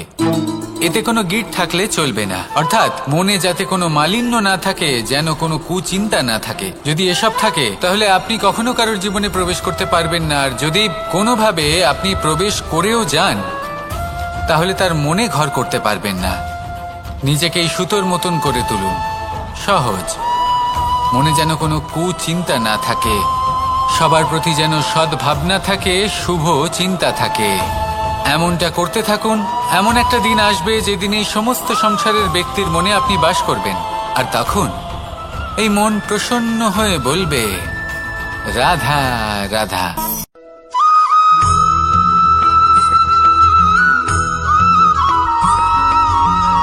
পিতা আর পুত্রের সম্পর্ক অত্যন্ত মধুর হয়ে থাকে। পিতা স্বপ্ন দেখেন, তাকে পূর্ণ করার সকল সম্ভাব্য চেষ্টা করেন, কিন্তু তাও অনেক সময় ওনার স্বপ্ন অপূর্ণ থেকে যায়। তখন পিতা ভাবেন যে স্বপ্ন উনি পূর্ণ করতে পারেননি ওনার সন্তান তা অবশ্যই পূরণ করবে। যে স্থানে উনি কখনো পৌঁছতে পারেননি সেই স্থানে ওনার পুত্র অবশ্যই পৌঁছবে। পিতা নিজের সন্তানের ভবিষ্যৎ নিয়ে সেই স্বপ্ন দেখেন, আর যখন সেই সন্তান সামনে এগোতে থাকে তখন তার দুঃখ হয় না, বরং গর্ব হয়। ওনার ভালো লাগে এটা দেখে যে ওনার সন্তান অনেক উন্নতি করছে। কিন্তু যখন সন্তান নিজের অভিভাবকের শক্তি দেখে, তার যশ দেখে হিংসা করতে থাকে, সমস্যা সেইখানেই শুরু হয়। সেই জন্য সকল সন্তানকে এটা মনে রাখতে হবে, দেখুন পুত্র হবার সুবাদে এক সন্তান হবার সুবাদে এটা হলো আপনার অধিকার যে আপনি আপনার পিতার থেকে বেশি উন্নতি করবেন। আপনার পিতাও এটাই চান, কিন্তু সুস্থভাবে এটা করুন। একটা রেখা টেনে নিন যাতে আপনি তাতে এগোতে পারেন আর আপনার পিতার তাতে গর্ববোধ হয়, আর সেই বিষয়ে দুঃখ না হয় যে আমার সন্তান আমাকেই ছোট করার চেষ্টা করছে। ইতিহাস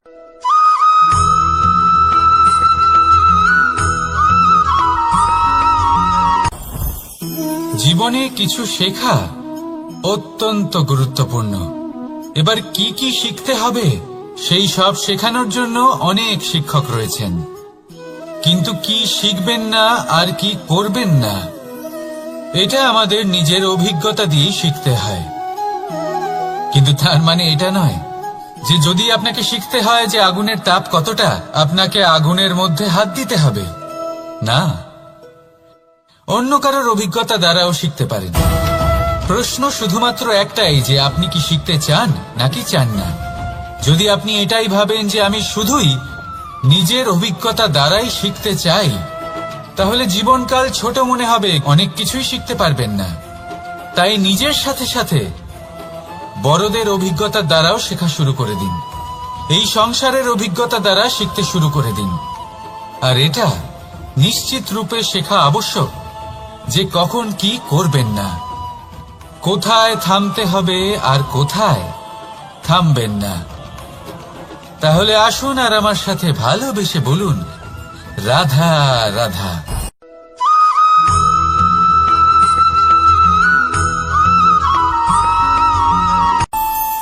আমাদের মনে যখন কোনো প্রশ্ন ওঠে, কোনো দ্বন্দ্ব জাগে, তখন আমরা যাই আমাদের গুরুর কাছে, আমাদের আরাধ্যের কাছে গিয়ে জিজ্ঞেস করি।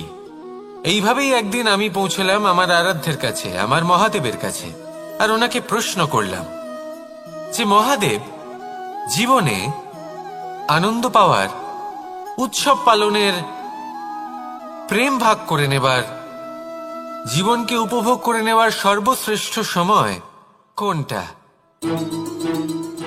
মহাদেব হাসলেন আর উনি বললেন, জীবনে উৎসব পালনের সবথেকে শ্রেষ্ঠ দিন হল মৃত্যুর ঠিক আগের দিনটা।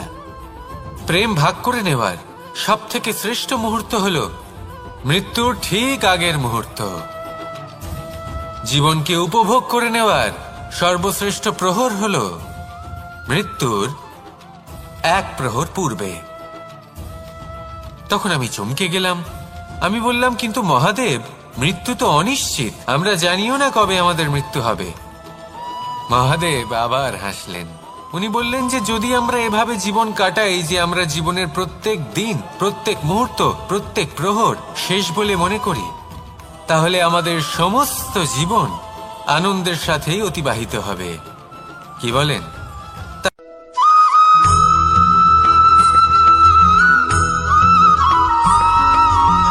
পঞ্চতত্ত্বের মধ্যে দ্বিতীয় তত্ত্ব হল ধরণী, ভূমি, যাকে আমরা ধরণী মাতা বলি। এই ধরণী ধৈর্য ধারণ করে, আর এর ওপরেই আমাদের সমগ্র সংসার নির্ভরশীল। কারণ এই ভূমি সহ্য ক্ষমতা রাখে, এর সহ্য ক্ষমতা হল অপরিসীম। সন্তান যতই আঘাত প্রদান করুক না কেন, প্রেম পূর্বক সহ্য করে, আর তার বদলে অমূল্য রত্ন প্রদান করে। সন্তান যদি হাল চালায়, তাহলে তার বদলে তাকে অন্ন প্রদান করে। এটাই হলো ধরণী। এবার এর থেকে আমরা কি শিক্ষা পেতে পারি?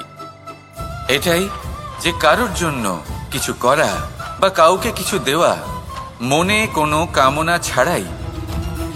আর এই কথাটা বুঝে যান, যদি কারোর জন্য কামনা না রেখে বা কোনো পাওয়ার আশা না রেখে কারোর জন্য কিছু করেন বা কারোকে কিছু দেন, যদি এটা আপনি শিখতে পারেন, তবে আপনি ভালোবাসতে শিখে গেছেন। আর সেই জন্যই এই ধরিত্রীকে মাতা বলা হয়। কারণ মাতা শুধু উনি নন যিনি গর্ভে সন্তানকে ধারণ করেন, মাতা তো উনিও যিনি জীবন বাঁচতে শেখান, যিনি জীবন বাঁচার উদাহরণ প্রদান করেন।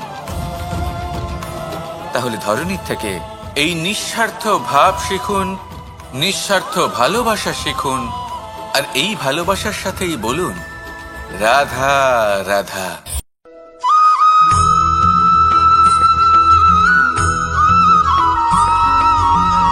এই সংসারে কোনো বস্তু হোক বা ব্যক্তি হোক, তার একার গুরুত্ব কিন্তু খুব বেশি নয়। একটা উদাহরণ হিসেবে বৃষ্টির ফোঁটাকে ভেবে দেখুন। যদি একটি বৃষ্টির ফোঁটা হয় তাহলে তার খুব বেশি গুরুত্ব থাকে না, কিন্তু যখন সহস্র বৃষ্টির ফোঁটা মেঘের মধ্যে দিয়ে ঝরে পড়ে তখন সেটা বর্ষার রূপ ধারণ করে। সেই বর্ষা যা এই প্রকৃতিকে শান্ত করে। সেইভাবেই পাথরের ছোট টুকরো, তার খুব বেশি গুরুত্ব থাকে না, কিন্তু যখন অসংখ্য পাথরের টুকরো একত্রিত হয় তখন তা পর্বতের আকার ধারণ করে। সেইভাবেই কিছু মানুষ যখন একত্রিত হন তখন তৈরি হয় পরিবার, কিছু পরিবার যখন একত্রিত হয় তখন তৈরি হয় সমাজ, যখন অনেক সংখ্যক সমাজ একত্রিত হয় তখন তৈরি হয় রাজ্য। এবার এই রাজ্যের সবথেকে গুরুত্বপূর্ণ ব্যক্তি হতে পারেন রাজা, কিন্তু তাও সেই রাজা একা কিছু করতে পারেন না। যুদ্ধ লড়ার সময় তারও নিজের সৈন্যদলকে প্রয়োজন পড়ে। কিন্তু এই সংসারে এমন একজন ব্যক্তি আছেন যিনি একাই সব কাজ করতে থাকেন, এবং সেই ব্যক্তি হলেন মা। আমাদের জীবনে একজন পিতার ভূমিকা কিন্তু নিঃসন্দেহে অমূল্য, কিন্তু আমাদের সকলের জীবনে যে ভূমিকা একজন মায়ের তা অন্য কারোর থাকে না। একজন মা একাই সন্তানকে বড় করতে পারেন, সংস্কারী করে তুলতে পারেন, তার জন্য পরিশ্রম করেন। আর এত কিছু কাজ করার পরেও তার কাজের জন্য তিনি প্রশংসা অবশ্য পান না। উল্টে যদি সেই সন্তান অনুচিত পথে চালিত হয়, অনুচিত কর্ম করে, তখন সেই মাকেই অপবাদের পাত্র হয়ে উঠতে হয়। আমাদের জীবনে মায়ের যোগদান কতটা সেটা বুঝুন। আপনাকে বড় করে তোলার জন্য উনি কতটা পরিশ্রম করেছেন সেটা বুঝুন। আজ থেকে, এখন থেকে, এই মুহূর্ত থেকে মাকে সম্মান করতে শিখুন। যখন সময় পাবেন, যখন সুযোগ হবে, তখন তার প্রশংসা করুন, ওনারও ভালো লাগবে। আর মায়ের এই মমতার জন্য, তার এই ভূমিকার জন্য আসুন সবাই মিলে আমরা তাকে প্রণাম করি, আর সকলে মিলে ভালোবেসে বলি রাধা রাধা।